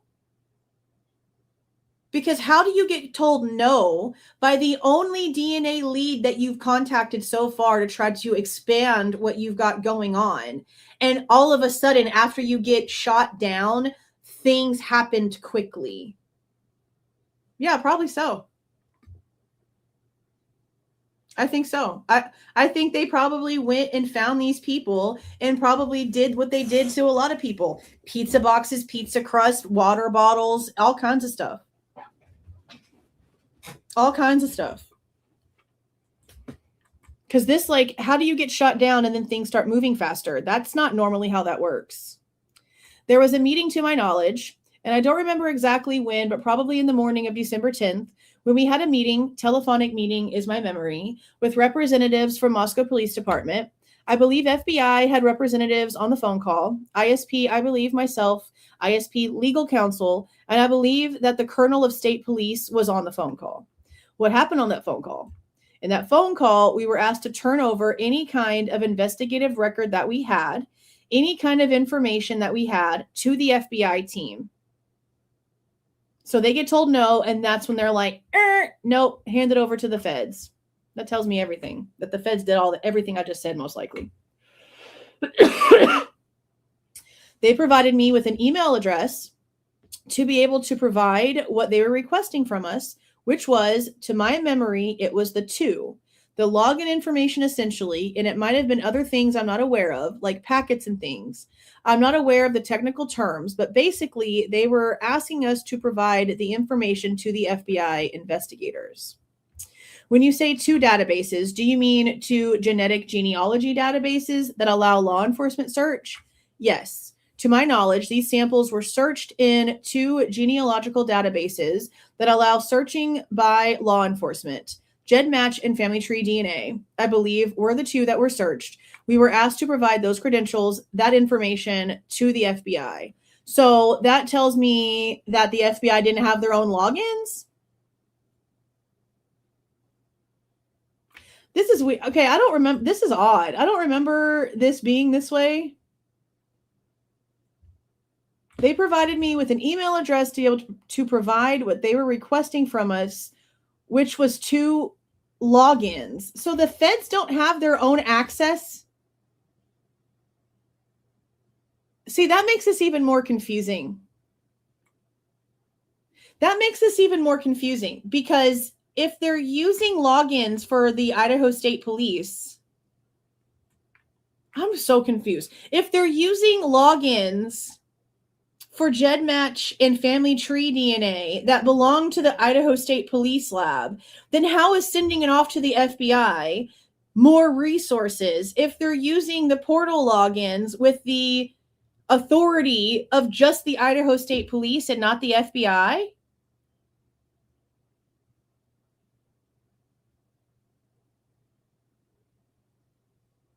This is really weird. I didn't realize this before. To my knowledge, these samples were searched in 2 genealogical databases that allow searching by law enforcement. GEDmatch and Family Tree DNA, I believe, were the 2 that were searched and were asked to provide those credentials, that information, to the FBI. They gave their login information to the feds to use their credentials for these 2 searches. That should instantly be something that's wrong with the court, because if the FBI is the one that actually did the searches, it's going to show in the system that it was whoever the login information is for ISP, not for a special agent. Gamut confirms that Othram provided what is called a preliminary report, which contained no notes or work product, and they were told to terminate the testing. It should be noted that law enforcement agencies may be given access to CODIS, but not private DNA databases. Yeah, that is really weird. I didn't realize that before. That's new information to my brain. Why was a decision made for the FBI to take this over and not let Othram finish? I don't know. I can't speak to that. And well, I thought that he'd originally said 72 hours, but I was giving him too much credit. He said 48 hours. And then 16 days later, on the 8th of December, is when they actually uploaded the portal to a database for the very first time. And that's 16 days. That's way too long. Lead Detective Brett Payne said the FBI never told him they found Bryan Kohberger's DNA on the sheath. Othram was a state-approved vendor. She has put Gamut on the record saying Othram obtained a profile from DNA found on the K-bar sheath and traced it to 4 brothers who were not named Kohberger. But then again, all we're seeing in Leah's paperwork is cousins. So I wish that we could get something that actually proved this part right here. There's no reason for this piece to be missing at this point. It really doesn't. It makes no sense. Did you ever take a look at the 2 profiles, the FBI's S&P profile and Othram's S&P profile? Have you ever looked at those? Did we look at those, or did I specifically look at those? Did you? I did not know. Have you seen them? No. Would it surprise you to know the FBI profile is over twice as big as Othram's? Again, I have no knowledge of what the FBI did or didn't do. I had no knowledge, or yeah. Sure. One last thing before blah, blah, blah, blah. Okay. He says that in Bill Thompson's Brady disclosure information that there's nothing at all related to Othram in there. That there's no paperwork from Othram in the Brady disclosure. That's crazy. Hey there, Lori. How you doing? Thank you for being a member for 4 months. Thanks for coming in here. How you doing? How you doing? How you doing? Whew. It did not mention the DNA profile generated, the interview of the unidentified brothers. See, that's why I'm like, why is this in here? Because this wasn't like an interview. You contacted somebody and asked them if they were willing to volunteer their DNA in order for a crime to be looked into. And the protocols are that you don't tell them anything. There is no interview. It's a very, very simple and quick phone call. There are people on TikTok and all over different social medias that have been contacted by different genealogy companies because they submitted their DNA and there's some sort of match somewhere, but it's not close enough. So they need to try to figure out some more stuff. And when it comes to that, those are like full-on interviews because the people are willing to sit down and talk to them and try to work on the family tree stuff. But that wasn't the situation here. This guy instantly was like, nah, I'm not doing shit. I'm sure it was probably nicer than that. But he was just like, no, I'm not doing anything. So I don't know. I'm hoping to maybe I'll be able to get some of this information. But even he says right here, like this, none of this is in here. It's not in the Brady disclosure, which is not shocking. Any of the work that Othram did in getting the DNA sample all the way down to S&P profile, where are they? Where is the documentation of that? I do not have that documentation. That was not provided to us to my knowledge. And I don't know everything that was provided back to the laboratory potentially, but my knowledge, we were not provided with that information. You know why? Because Leah Larkin's report says that when the FBI wanted this information, that what's his face, the middleman guy, just gave them a portal to go into to be able to pull it. So ISP was never the middleman. He was never the middleman. Ever. Ever, ever, ever. Would Othram have it? Potentially, I don't know. The work that they did to come up with a name to give you for further investigation, where are those documents? I don't know, because there wasn't any. They called you. But what they should have is the family tree. Like, they should have been sent the family tree that was shown to MPD on the 20th. Where is that? Where is that?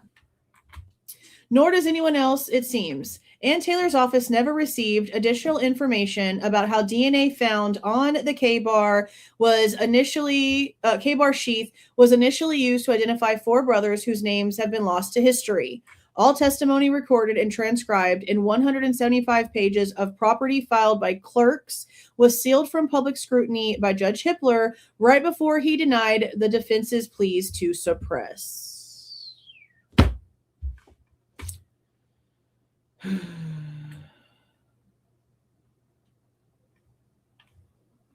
So let's see if I can find the part where she says that stuff right here.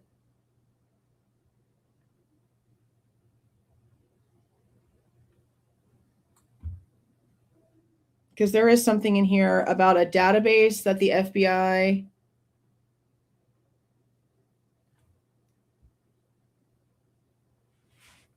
trying to see where it's at.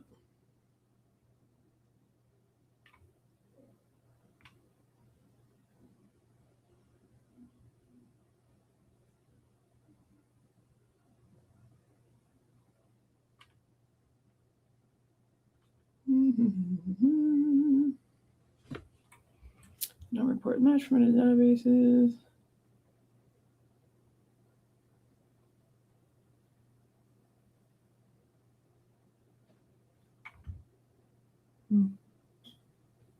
I remember reading it when we went over this. That the FBI had to contact Othram to get the information. And that they gave him some website to go to. I don't know. I think it was in this one. It might have been in one of the other ones, but it was new information that we just learned as these were released.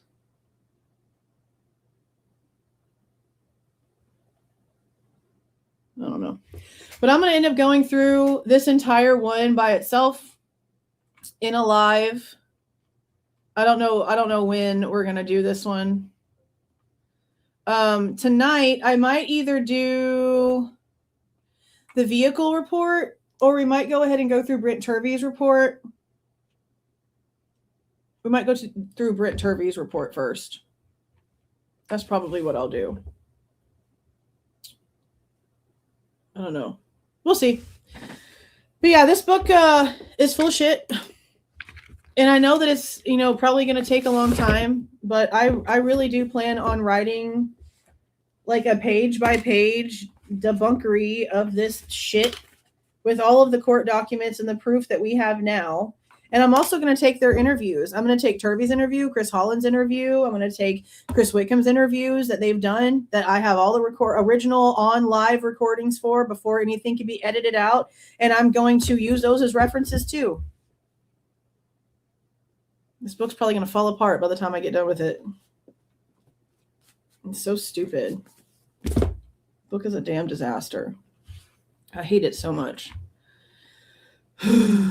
All right, you guys. I'm going to go ahead and get off of here. I didn't think this live would last this long, but this dude really just pisses me off. But the good thing about this is that we only have 2 chapters left. We have 14 and 15. What is today? Saturday? And the 16th is that interview. Yeah, I'm still trying to get that because I want that scheduled perfectly to where the interview comes out on the 16th. We do a live reaction to the interview that day. And then the next day we start chapter 1 of, it's over there, Cyray's book. So it'll be super interesting. It'll be super interesting. Whitcomb gets on my damn nerves, bro. I can't stand him. All right, you guys. Y'all go have a good afternoon. Stay dry or warm or cool or whatever is appropriate for wherever you are right now. Someone in the very beginning said something about the winter was killing them, and I'm like, it's freaking July. So you've got to be somewhere that's definitely not Texas for you to be calling it winter right now, because it's hella hot. And when it's not hella hot, because it's raining, it's hella humid, and you want to just melt. Neither here nor there. I'll see you guys in a little bit. Probably around like 8:15, 8:45. Probably 8:15, 8:45, somewhere around there. Because I want to have the 12-hour long video premiere on the Fact Archive channel tonight, and I'm going to start it at 12:55 a.m. since we're going into from Saturday into Sunday. That's how I'm going to do it. And it should be ready to go. I should be able to put a thumbnail on it and get it ready to go. So I want to be not on live at 1 o'clock in the morning. So maybe we'll go a little bit earlier. Maybe we'll do 7:30, 7:45. That's only like 2 hours from now. So I don't know. Was it her? See, so it's winter over there. That's so wild. That is so crazy. It's so strange. It's so strange. All right, you guys, thank you so much again for spending so much time in here. It's been over 3 hours. I appreciate you guys. Even when everyone is trying to figure out things, I very much appreciate all of you guys being in here and spending so much time with me. Y'all have a great rest of your day. If I don't see you later, I will see you some other time, but I will definitely be back later. See y'all. If you like the way that I present this information and give my opinion, please don't forget to leave a like on the way out. Subscribe to the channel if you have not subscribed already. And please don't forget to make sure that the notification bell is set to all so you don't miss any of my rants, reviews, reactions, updates, or deep dives.